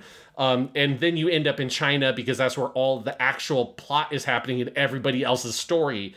And then Leon fights the bad guy and Ada is there. And it's just, it is hard to express how terrible the Leon S. Kennedy campaign is in Resident Evil 6. And it's the one he defaults you to, which is just, I think it's why Resident Evil 6 has the incredibly dismal reputation it has, because it starts you off on the worst possible foot. That's why I only have ever played the Leon stuff, and it was just excruciating, and so I never played more. It's exactly what you're saying, yeah. Yeah, and so that's why you have to do the thing of you got to switch up the campaigns each level, because that helps keep it a little bit fresh, because all the other campaigns are better. The Chris Redfield campaign isn't amazing, but it's better. You're fighting like the enemies that the game gives a shit about. Because the game has like developed this whole system where the bad guys with the guns, I think they're called the Yavo or something like that. I forget what they're called. Obviously the story did not make a huge impression on me because I played this game like 3 weeks ago and I've forgotten to have the proper nouns in it. But those guys have guns and assault rifles and stuff, but also there's a whole dynamic system by which they can mutate into like a dozen different kind of special infected enemies that, like, some of them fly, some of them have like big bony shields, some of them charge at you, and like that's a cool mechanic. None of the enemies of the Leon campaign have that mechanic. It's only the other ones where you're fighting this enemy type. And so that alone makes the game way more enjoyable. Chris Redfield also at least has a story to be told where he is dealing with PTSD, where his whole squad had been killed in this incident involving Ada Wong, but it's not actually Ada Wong. There's this whole like Ada Wong doppelganger character that's the real bad guy of the game. And so he is dealing with PTSD. He basically walked away from the BSAA, which is the Special Forces unit that deals with bioterrorist stuff, until Piers Nivens, who is the original co-op character for this game. I don't know why it's not Jill. It's crazy that it's not Jill in this game. That's the other player character. And Chris, she's not in the game at all. It's just this white dude named Piers. He shows up. He's like, Captain, we need you. And so it's about Chris dealing with his PTSD while chasing down this whole scenario where his people got killed. And so he has like an actual story to be told. And there is some good stuff that happens with Piers at the end of that campaign that's very cool, that I'm just going to go say I'm not going to spoil it. So you got to play Resident Evil 6 if you want to find out what is the cool stuff that happens with that character at the end. But there is at least, I guess, a reason why they don't use Jill, because they could not do with Jill the stuff they do with this other character. Now, I probably would have still preferred Jill and just done something else with the character, but fine. And so that's the Chris campaign. Not amazing, but way better than Leon stuff. And then you've got the Sherry campaign, where it's Sherry, and then I think his name is Alex Wesker, who is, he doesn't know it, but he is Albert Wesker's son. He only finds it out later on. He's obviously been abandoned. Wesker, as you can imagine, not a great father. Like, I don't even know if Wesker knew that he had a kid. And this is where the game is actually good. Like, I will go ahead and say that I think the Sherry and Alex campaign is good. Like, it is, if you're only going to play one campaign, Resident Evil 6, and you're like, I don't want to spend the 20-something hours, because it's a long game, it's like 20-something hours, but you want to kind of understand from a mechanical perspective what Resident Evil 6 is, you could just play the Alex/Sherry campaign and kind of call it there, because it's by far the best. The levels are much better designed. All the Chris levels are basically corridors, and he's like a corridor shooter, like very linear. There's several levels in the Sherry campaign that are actually like kind of have a little bit of Resident Evil in them, where it's like, oh, here's this kind of big space, and there's a locked door, and we need to get like 5 of these different keys, and I can kind of go run around and investigate it. Or there's one where you're in like lost in this kind of snowy tundra area, and you have to get multiple items to proceed, and they're kind of bigger levels.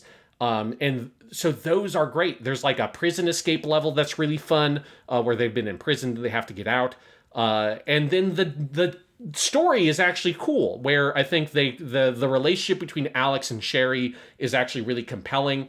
Alex Wesker is a character that in all the marketing with Resident Evil 6, I've always incredibly rolled my eyes at, because he is the most generic white dude with a buzz cut thing that was just the main character of every game in the 360 era. You know, like the main character of Infamous looked like this, fucking the characters in Gears of War looked like this dude. Like, everybody looked like this fucking guy. But narratively, they actually pull him off. I know in the English voice cast, it's Troy Baker. It's a pre-Last of Us Troy Baker who plays him, and I'm sure he did a great job. It's Namikawa Daisuke who plays him in the Japanese cast, and he's fucking awesome. That's like, I mean, he's fucking everything. He's like, for whatever reason I'm coming up with, he's the Japanese dub voice for Anakin Skywalker in Star Wars. Not a piece of information useful for anybody to know. But anyways, he's a great voice actor. He does a great job. And it's Sakamoto Maya playing Sherry Birkin. And Sherry's whole story of she is the daughter of the people who made the G virus in Resident Evil 2. And she was infected with the G virus when that happened. And so she has been like under control basically of some government organization. It's basically the same people that Leon works with. And she's being used as a special agent because she has sort of Wolverine powers. She's got like the healing factor kind of idea, which doesn't come up in gameplay. It's only exists in cutscenes, which is a little bit, annoying, but that is what it is. You can't have one of the two characters just being vulnerable. This is going to make the gameplay different. But it means that she has this kind of very alien look on the world. She's been estranged from everybody around her. And then Alex is a guy who's grown up basically in the middle of nowhere in Europe. And the only way he's been able to survive is to fight as a mercenary for this group of people that get infected with the virus that turns them into these monsters that you're fighting in all the campaigns, other than the Leon one, by the evil Ada Wong doppelganger. And so that's how he finds out he's immune to the virus, because all these guys take it thinking it's like this performance enhancing drug, and it just turns them all into monsters, but he's fine. And so Sherry has to go get him because his blood has the antidote to this new virus because he is Wesker's son.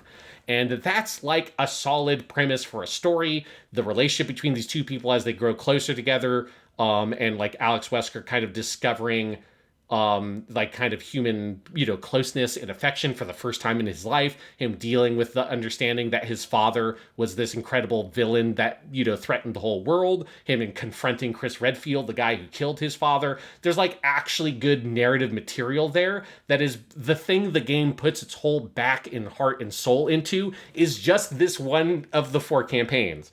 And it's where the gameplay is the best. It's where the level design is the best. It's very weird. It's just like, Resident Evil 6 is such an unbalanced game because all the good stuff is just in one campaign that is 1/4 of the runtime. Again, the Chris one is okay. The Ada campaign, which is the last one, is also fine. It feels like kind of what it was, which is like a bonus campaign at the end. It's much shorter, but that's honestly quite merciful because it's got like 20 to 30 minute levels, which is how long all the levels should have been.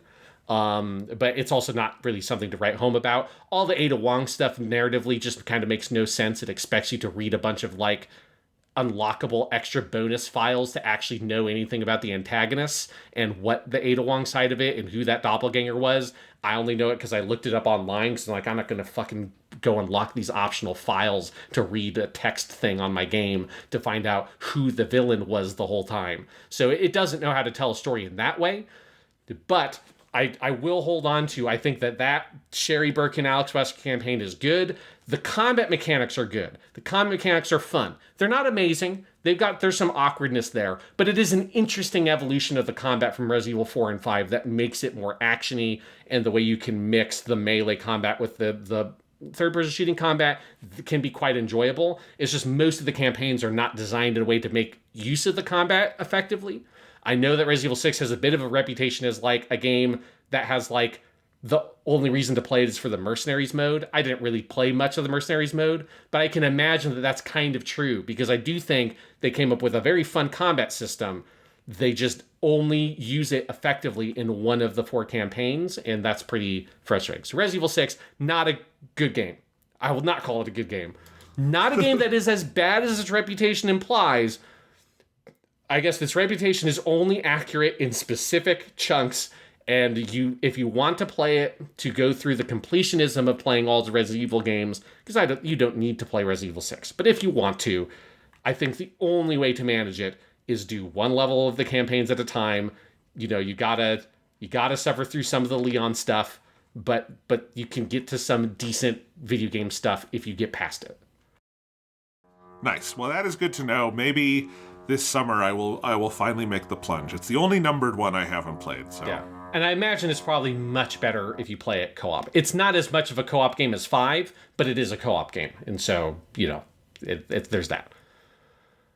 All right, and then I'll go through the Revelations games pretty quick here. I've got Resident Evil Revelations and Revelations 2. So these games are really fascinating because these are like bridge games from Resident Evil 6 broke Resident Evil. Like, you play that game, and you're like, even the parts that I like, they fucked it up. Like, as a Resident Evil game, they fucked it up. And so Resident Evil Revelations and 2 are these kind of bridge games that build you up to 7. Resident Evil Revelations is the 3DS game that you can obviously play on PlayStation and Xbox and PC as an up-res port. You're not going to mistake it for anything other than an up-res port of a 3DS game, but it's a pretty good game. It's not amazing. The controls are very awkward, and it kind of inherits that, I think, from its handheld origins. But it is a sort of Resident Evil 4-ish kind of game. It's got much more survival horror vibes. The setting is you play as Jill investigating a ship called the Queen Zenobia. So you're on this Titanic era, early 20th century cruise liner, which is a fucking awesome setting for Resident Evil game. And I think that stuff is really good. It does, I think, get a little bit rougher when it intercuts that with you play as several other characters. There's a very tight chapter structure of the game that I think it has because it was a handheld game originally, and so it was an episodic handheld game, Sean. Yes. It came out in chunks on 3DS originally, is how it came out. Yes, and each of those episodes are divided up into chapters. They're like 5 to 10 minutes. So it feels like it was them trying to figure out how do you make it a game that you can play in piecemeal, like on the go and stuff like that, which hurts the pacing somewhat. But when you're in those kind of main sections where you're playing as Jill on the Queen Zenobia, I think it's quite fun. The tone and mood of it is fantastic. Once you get used to the controls, the combat's fine. It's not great. It's not terrible. But it does, I think, have a fun story where it's like a proper, you're playing as members of the BSAA, with Chris and Jill are in it. There are a couple of other really fun characters. I played with the Japanese voice cast again because at this point it's like, I'm just going to play with the Japanese voice cast because it's always the same people. So it's I just don't want to have to deal with all the recasts. And the Japanese cast is fucking great. There is a character in this game, I want to say his name was Parker. I play some Resident Evil games. I'm just blanking on some of these proper nouns. But it's basically, he just looks like Russell Crowe. And it cracks me up because they just basically put royalty-free Russell Crowe in the game. But he's a great character. He's with Jill for most of the time on the Queen Zenobia. And they get into the kind of interpolitics of these different anti-bioterror groups. They're all kind of vying for the position is the kind of top dog. And so the narrative, it's almost like when you watch a police drama that's about we have the local cops, but then the FBI came in and it's about how who's in charge here and the kind of interpolitics of that. It's kind of that sort of story in a Resident Evil game, and it actually ends up being pretty interesting.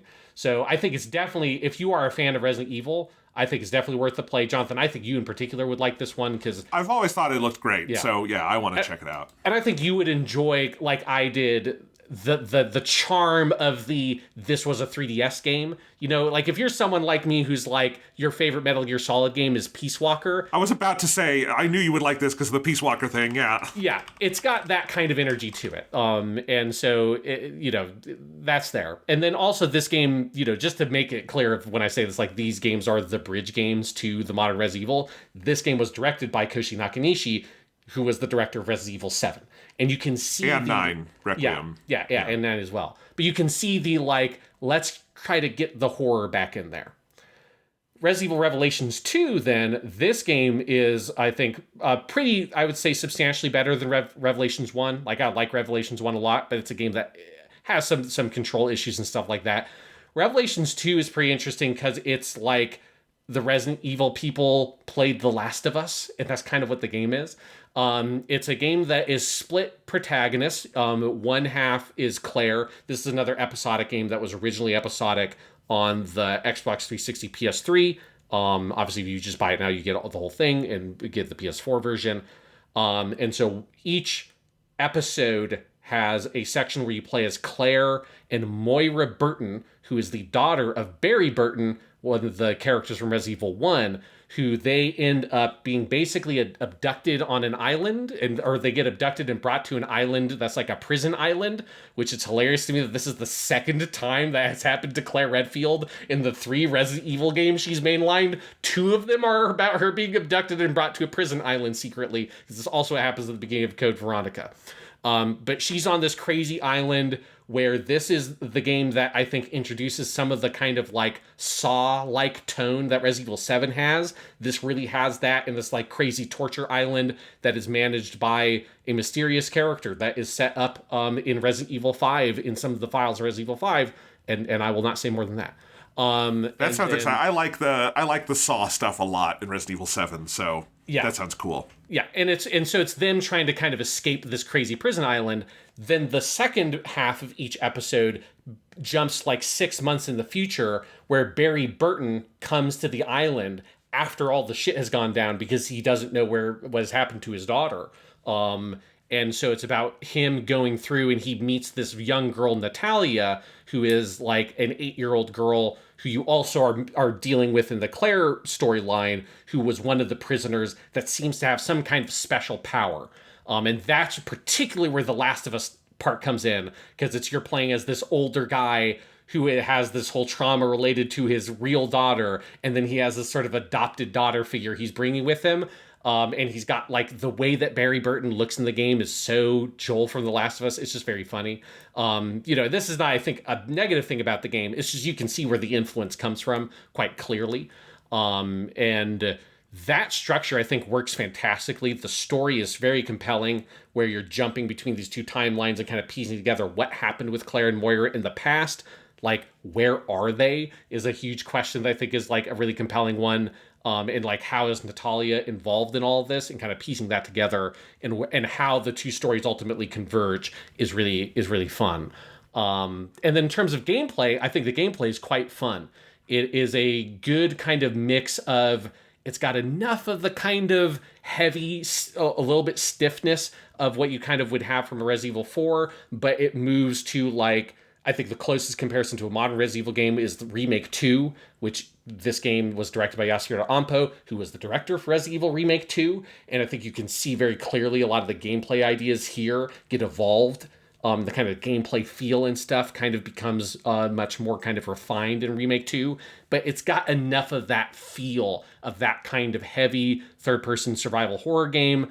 It's got, the inventory management stuff that's very effective. It's got a little bit of Resident Evil 0 in there, because while it is a co-op game, you can also, playing single player, swap between the two characters. And they have special powers. So Moira, I guess Moira doesn't have special powers, but she has, like, this flashlight that can blind enemies and also, like, solve puzzles and stuff. And then Natalia doesn't really have weapons, but she can pick up bricks and bottles, because this is a game inspired by The Last of Us, and use those to distract enemies. And also she can sense where enemies are, because she has been infected with this thing that gives her that power. And so I think the gameplay of Revelations 2 is really fun. The story is fantastic. It's like, I wouldn't say it's like a top tier Resident Evil game, but, like, as a kind of spin-off game and something that was a downloadable episodic game on the Xbox 360, like, it's shockingly good, because it's a really fun game. That's one, I think Revelations 1 is probably a bit more of an acquired taste because of where it comes from. If you really like the modern Resident Evil games, if you like Remake 2 and stuff like that, I think people would enjoy Revelations 2. And if it's one you skipped over, which I imagine most people did, it's a game well worth revisiting, because I had a great time with it, and it was a fun, like, you can tell I had a great time with it because it came out, or no, it didn't come out. I started playing it, or I got to the point to start playing it right when Pragmata came out, and I played, like, the first level of Pragmata, and I was like, I gotta play more Revelations 2. And I ended up just playing through all of Revelations 2 before I went back to Pragmata, because I'm having so much fun with that game. I didn't want to interrupt my game experience with that by jumping to a more modern game. And I just think that tells you how fun Revelations 2 was. Well, that's awesome. Those are definitely top of my list to, like, play at some point. Yes. And they have been for a while, so I really want to play those. So, Sean, you've played all of them now. What's the best Resident Evil? Fuck. Resident Evil Remake, I think still I would say that's the best. I mean, it's that or 4, OG 4. The thing I need to do is I do need to now, once I've cleared out some of the new games that have come out, I do need to replay 7, 8, and Remake 2, Remake 3. Particularly Remake 2, Remake 3 I want to replay, because those ones I want to replay too, yeah. But yeah, like, I think it's fucking real hard to top the remake of Resident Evil 1. I mean, that game graphically is just one of the best looking games ever made, and it always will be. It is so refined in its gameplay. It's so mean in how it's designed, and I just love that. The fucking Crimson Heads, how just, like, brutal it is with, like, your inventory space and stuff like that. And especially having played the PS1 version of Resident Evil made me appreciate even more how mean the remake is, because the original Resident Evil is pretty breezy a game if you've played Resident Evil Remake. Like, Resident Evil 1 is like, this is nothing. Resident Evil Remake is a fucking bastard, and that's why I love it. Yeah, I mean, that's my conclusion, too, I think, is original, and then 4, pick your version, honestly. They're both pretty phenomenal. Yes. But, Yeah, I think that's mine. And I have not. I think you and I have played all the great ones. You know, the ones I'm missing are some of the weird spin-offs. But I do want to play Revelations 1 and 2. Those sound really fun. And man, you've played a lot of Resident Evil this year, Sean. I think our year-end top 10 list will just be you listing 10 Resident Evil games you played. Sure, I could do that, and then I'll make my top 10 movies list, which is just the Resident Evil movies. Which again, there's only the second one is worth watching. You mean the CGI ones, not the CGI ones? Yes, no, ones, not the live action ones. I refuse. I'm not going to watch those. That's not going to happen. But I did buy a box set of the live action ones from Walmart the other day for $5. So I might if I get bored this summer, that's my project. Here's a thing I will say about the CG Resident Evil movies that pisses me off. It is hard to watch them with the Japanese dub because if you buy the physical media release, as far as I know, I didn't actually buy them because when I looked it up, as far as I can tell, they don't have the Japanese dub on the... No. And it's why? The Final Fantasy movies here have done that too, like Kingsglaive and Advent Children and stuff. You cannot, they only have the English, so you have to like pirate them to get the Japanese. Yeah. It's weird. And it's hard to pirate them and get the Japanese versions because it's like you really have to fucking... because if you're trying to find them online and try to pirate them, 95% of all the versions online are just the English version and don't have the Japanese dub because they just ripped the Blu-ray. It's just like, I did manage to find them, but it pissed me the fuck off. Like, why? Like, why does it have to be hard to find the Japanese dubs of these movies? I mean, the only one that you don't necessarily need the Japanese dub is the first one, because that one came out before Resident Evil 6, and that does not have the Japanese voices. So that one I watched that has the woman who played Claire basically in everything before Revelations 2 and has Paul Mercer as Leon from Resident Evil 4 is there. So I just watched the English stuff for that one. Yeah. All the other ones, it's like a bunch of different people. Some of them are the ones from some of the games. Some of them are different. It's like, I don't want to watch a Resident Evil movie with people playing the characters that aren't the voices of those characters. I want to play the ones that have the voices of the characters in it. And apparently you have to fucking pirate that shit online, and it's bullshit.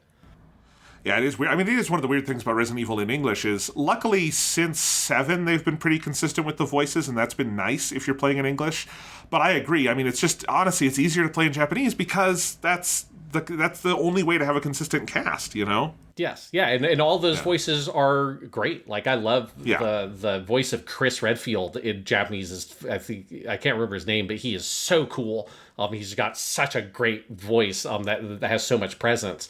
And you just develop an attachment to those voices. It just sucks when it's, like, I liked Roger Craig Smith, who played him in 5, and I think he's in the 6 English version as well. But there have been like 3 other guys that have played Chris Redfield since then. It's like, why? Why can't we just stick with the same people? It's union stuff. It's payments. It's bad. There's a lot of sad answers to that question. But Sean, let's finish with something fun here. You want to do some monthly 10 talk? Yes, Jonathan. I have come up with a very stupid list of 10 things to give you today.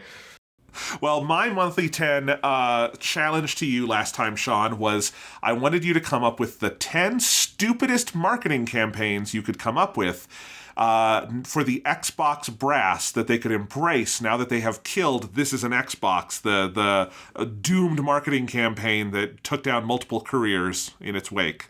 Yeah. The thing I will say up front is that this experiment made me appreciate even more the artistry of the This Is an Xbox marketing campaign, because I couldn't come up with anything that really topped it, because I couldn't come up with a marketing campaign that wasn't a marketing campaign, if you know what I mean. Like, obviously I could have put something on my list that was like, if you try to buy an Xbox, we'll kick you in the dick. It's like, that would be worse than the This Is an Xbox campaign, but I also don't think you'd call it a marketing campaign anymore.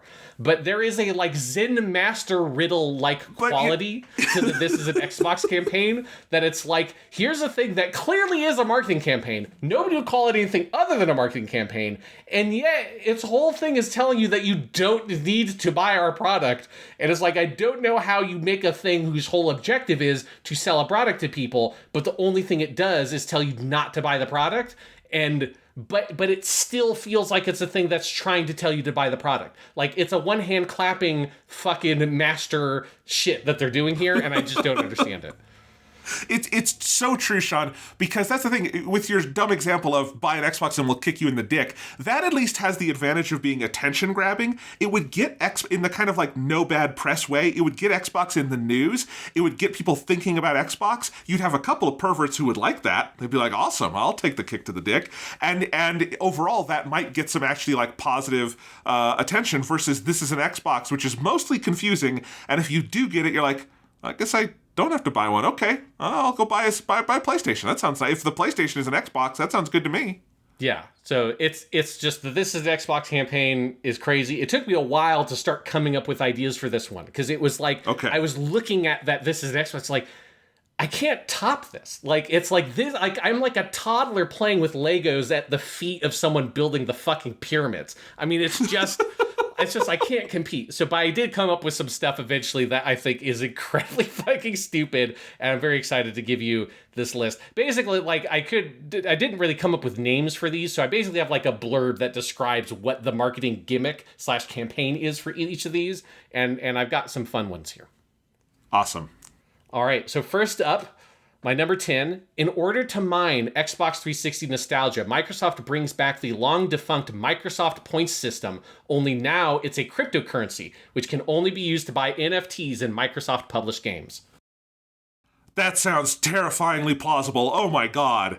Yeah, the only thing you're missing is that they're AI-generated NFT tokens. I mean, God, and could we bring back the avatar system? That's what you put your NFT on your avatar. Yes, and you can buy, you know, a fucking ape or whatever to turn your avatar into with your Microsoft points. By Microsoft Points system, are you referring to the currency that they had back in the day? Yes, where like that was oh my god, it was so weird. Like $12 to get 800 Microsoft points, but then all the games were like 500 points, and you're left over with a bunch of points in your account. You're like, fuck, this is evil. If you're too young to remember this was so weird because like, so Nintendo also did this at the time with their Wii Shop points, but the difference is that Wii Shop points was a penny was a point. Yes. So if you bought 1,000 points, that was $10. It was very easy to understand. It was kind of dumb that we used points at all, but whatever. It was easy to understand. But for Microsoft, it was like a point is 2.5 cents or something, and so you'd buy 800 points for $12, but nothing was 800 points. It was a fucking cryptographic riddle every time you opened the Xbox store. I can't believe we put up with it. It was terrible. Yeah, it's like the spirit of the Microsoft points lives on in gacha games, which use the same horrible tactic where it's like, oh, you convert these money into crystals, and those crystals you use to buy a different currency, and that's the currency used to buy characters with. Yeah, it's fucking evil. I'm so happy that, you know, the actual regular shops do not use these anymore, this strategy. Again, it's like this shit lives on in other places. Everything should just, like, if it's $5, just tell me to buy $5. Obviously, they don't do that because it creates extra money in your wallet that will cause you to make more purchases. It abstracts out the numerical value of the actual money, so you lose sense of how much things are actually worth. It's so evil, it's so devious, and it would make perfect sense as a cryptocurrency. Absolutely. All right, my number 9. A marketer at Microsoft convinces the Xbox team that the best way to attract children to the platform is to create a line of Xbox-branded vapes filled with quote-unquote gamer fuel. Children in school bathrooms across America become addicted to gamer fuel, leading to outrage amongst parents and school officials. Oh my god, that also sounds shockingly plausible. I mean, the fact that gamer fuel is, again, if you're too young to remember, was a major Xbox marketing thing. You could buy your Mountain Dew gamer fuel for your Halo 3 codes.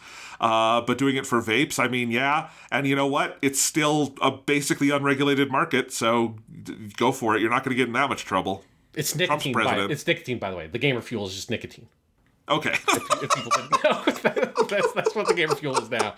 Obviously that's not what it was for Mountain Dew, but that's where Xbox branded vapes. They're just it's nicotine, but they're not telling you it's nicotine.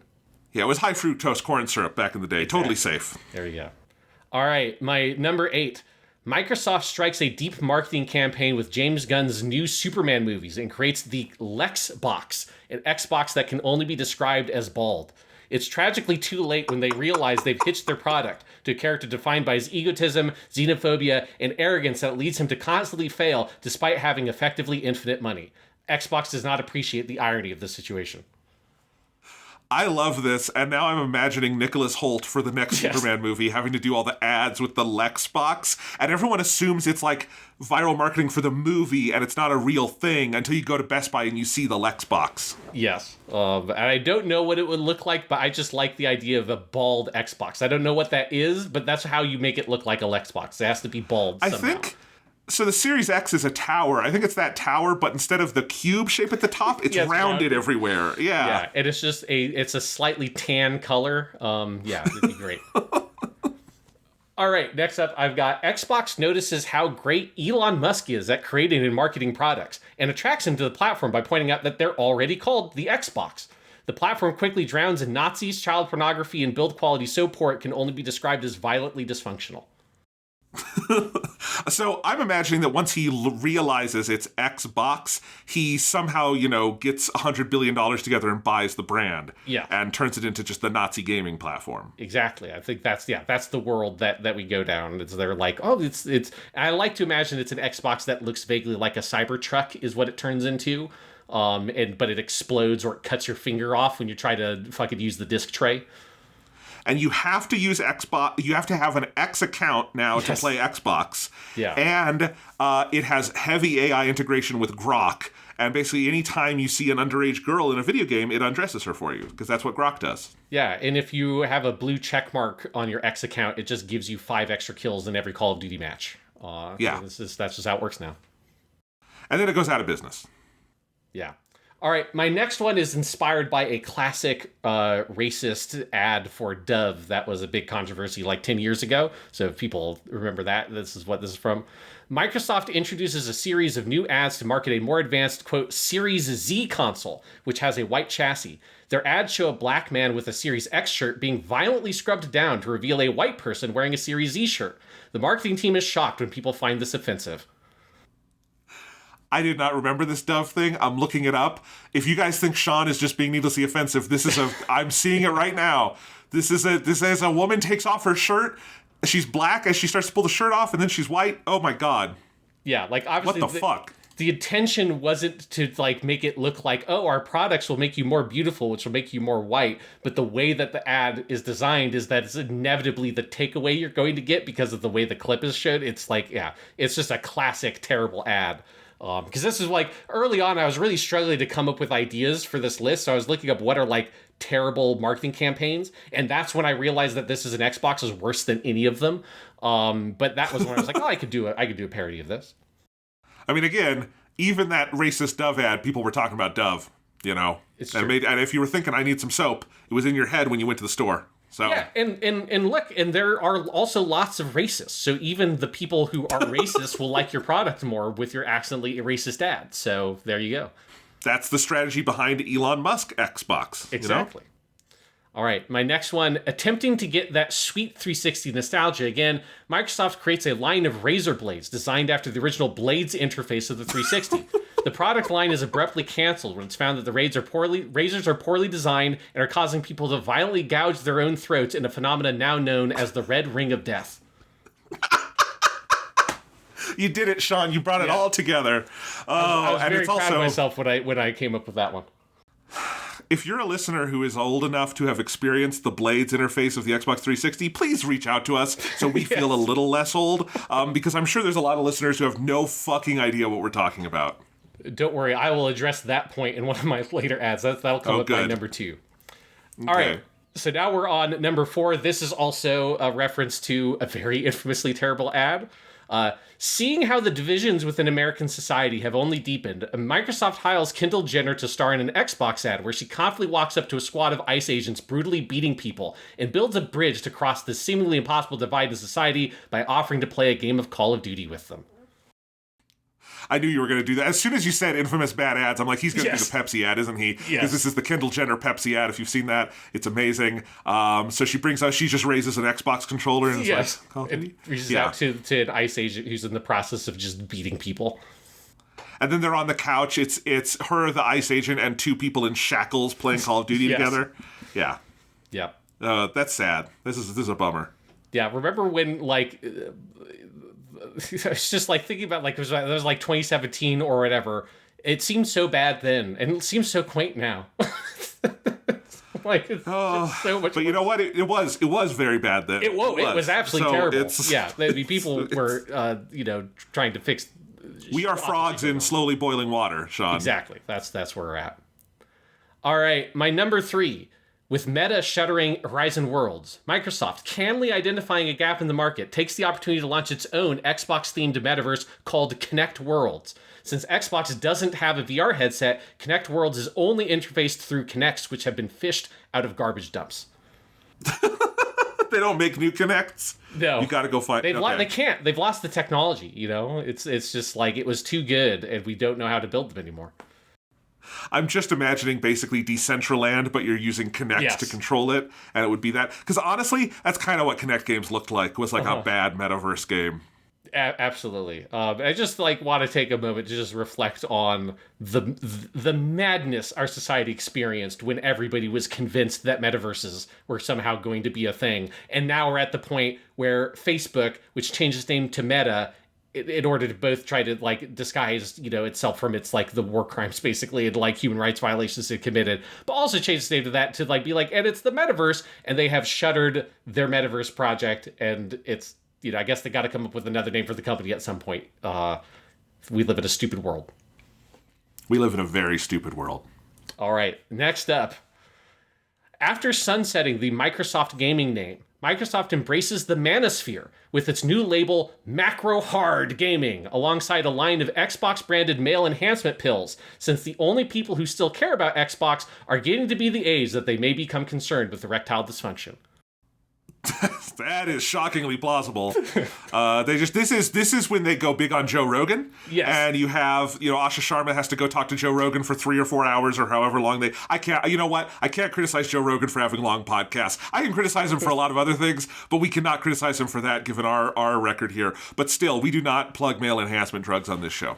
No, not that there's anything wrong with male enhancement drugs, but I do love the idea of macro hard gaming. There is something wrong with many of them that use off prescription I'm saying if you're someone who experiences erectile dysfunction and you get a medication from a doctor to deal with that, there's nothing wrong with that. If you're a dipshit who goes and gets some pills that are supposed to make your dick hard from the fucking drugstore or whatever from a gas station, don't do that, please.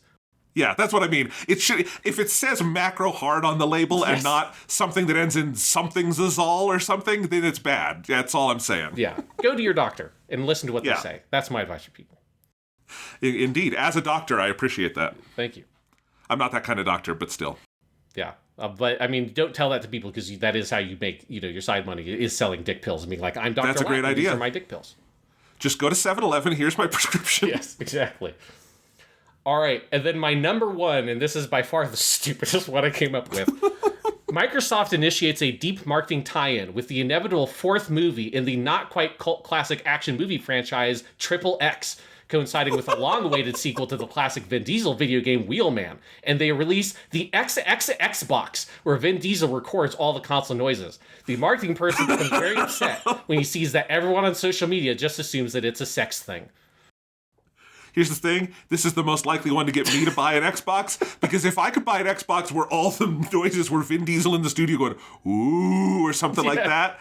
He's actually good at that, if you look at Groot and the Iron Giant. Yeah. So I would buy that. That's the only way you're going to get me to buy an Xbox at this point, the triple Xbox, and then I'm going to have to explain to people that's not a porn thing. Yes. But yeah, I love this idea. And this is also where I had to confront the fact that there were already 3 Triple X movies, because there was a new one that came out in 2017 that I apparently just memory hold called Triple X Return of Xander Gage. I remembered the original. Because I remembered the sequel that didn't have Vin Diesel in it. It doesn't have Vin Diesel. That's an Ice Cube movie. Yes. So how does Ice Cube tie into this box? There's got to be something there. You know how they did the Xbox fridge for the Xbox Series X? Yes. Maybe they can do the Xbox Ice Cube tray that has Ice Cube making noises. Yes. And actually, now that I'm looking at the Triple X Wikipedia page, there is apparently an untitled 4th Triple X film to be announced. Who knows if they will make it? Vin Diesel has to do something now that the Fast and Furious movies seem dead. I don't know. I don't know what the fuck's going on with that franchise, but I guess Vin Diesel's got to do some shit, so you might as well make a 4th one. If you're going to do that, hey, Xbox is right there. Absolutely. All right, so that was my 10 ideas for marketing campaigns that Microsoft can use. If you're interested in doing any of these, you can contact my people, and I'll pay you my fee. All right. Again, I do think the cryptocurrency one seems most probable. Yes. But I like all of these. This is good job, Sean. I think I got my money's worth out of this. But now it's my turn in the barrel, so what do I have to do? All right, Jonathan. So you may know that later this month, in a couple of weeks, we are getting our first new Star Wars movie in a long time, The Mandalorian and Grogu. And we've chronicled on this podcast for a while the attempts of Disney to make Star Wars movies and failing to do so. And so I want you to come up with, Jonathan, the top 10 Star Wars movies that Disney should start making and get everyone excited about before they eventually cancel it, a la the Hunt for Ben Solo movie that was going to be made with Steven Soderbergh. Okay, so let me just repeat this back to you. So top 10 Star Wars movies that, because we've already had, if you wanted me, I thought you were going to have me rank the unmade Star Wars movies. I'm like, there are way more than 10 of those, Sean. Yeah. But okay, so 10 that they could just foolishly announce without ever actually getting to the point where they start making them, basically. Yes, they say that they're going to make it, and they announce it, and they're excited, and everyone gets excited, and then they cancel it like a year later. I think that sounds good. And that's actually different than the thing about the Ben Solo movie is they didn't announce that. That one got further along than any of those others, and then they didn't make it anyway. That's the only one that had like a finished script and stuff. But I like this idea. This is going to be fun. Yeah, so I'm very excited to get that from you. I think there's a lot of fertile material to build that list out. All right. I got to do some Star Wars research anyway. I've still got to watch the 3rd season of The Mandalorian before the Grogu movie comes out. So yeah. They did that Darth Maul TV show. That seemed pretty cool. I need to watch that too. Yeah. All right. Well, that'll be soon. One thing we didn't get to today, by the way, just if you've listened to the end, we were thinking about talking about Pragmata today, which is the new Capcom game. You and I have both played the shit out of it. It's very good. Yeah. We didn't want to cut it short, so we will talk about that on a future episode when we have more time. We had a lot to cut. Mostly Sean had to do his Resident Evil filibuster, and I enjoyed that. But that took up a lot of time, understandably so. Yes, and there's only so much, I used up my Capcom minutes on the Resident Evil talk. So yes, Pragmata, it's great. We will talk about it. I've also played a little bit of Saros, which also came out. Oh, nice. But, that is also very good. So there's a lot of really good third-person shooting stuff. But yes, we will hit that in a future episode. And there are some cool episodes for purely academic in the future. I'm very excited. This summer, I think we're going to get some good stuff. Yes, well, more on that soon. We will let you know. We've had fewer episodes in the first half of this year just because of a lot of other work we've been doing, but more good stuff to come. So we will see you guys soon. Yes, and I gotta go look up these macro hard dick pills. They sound very appealing. Not because I have erectile dysfunction, but maybe it'll get me high. I don't know. I need to check these out.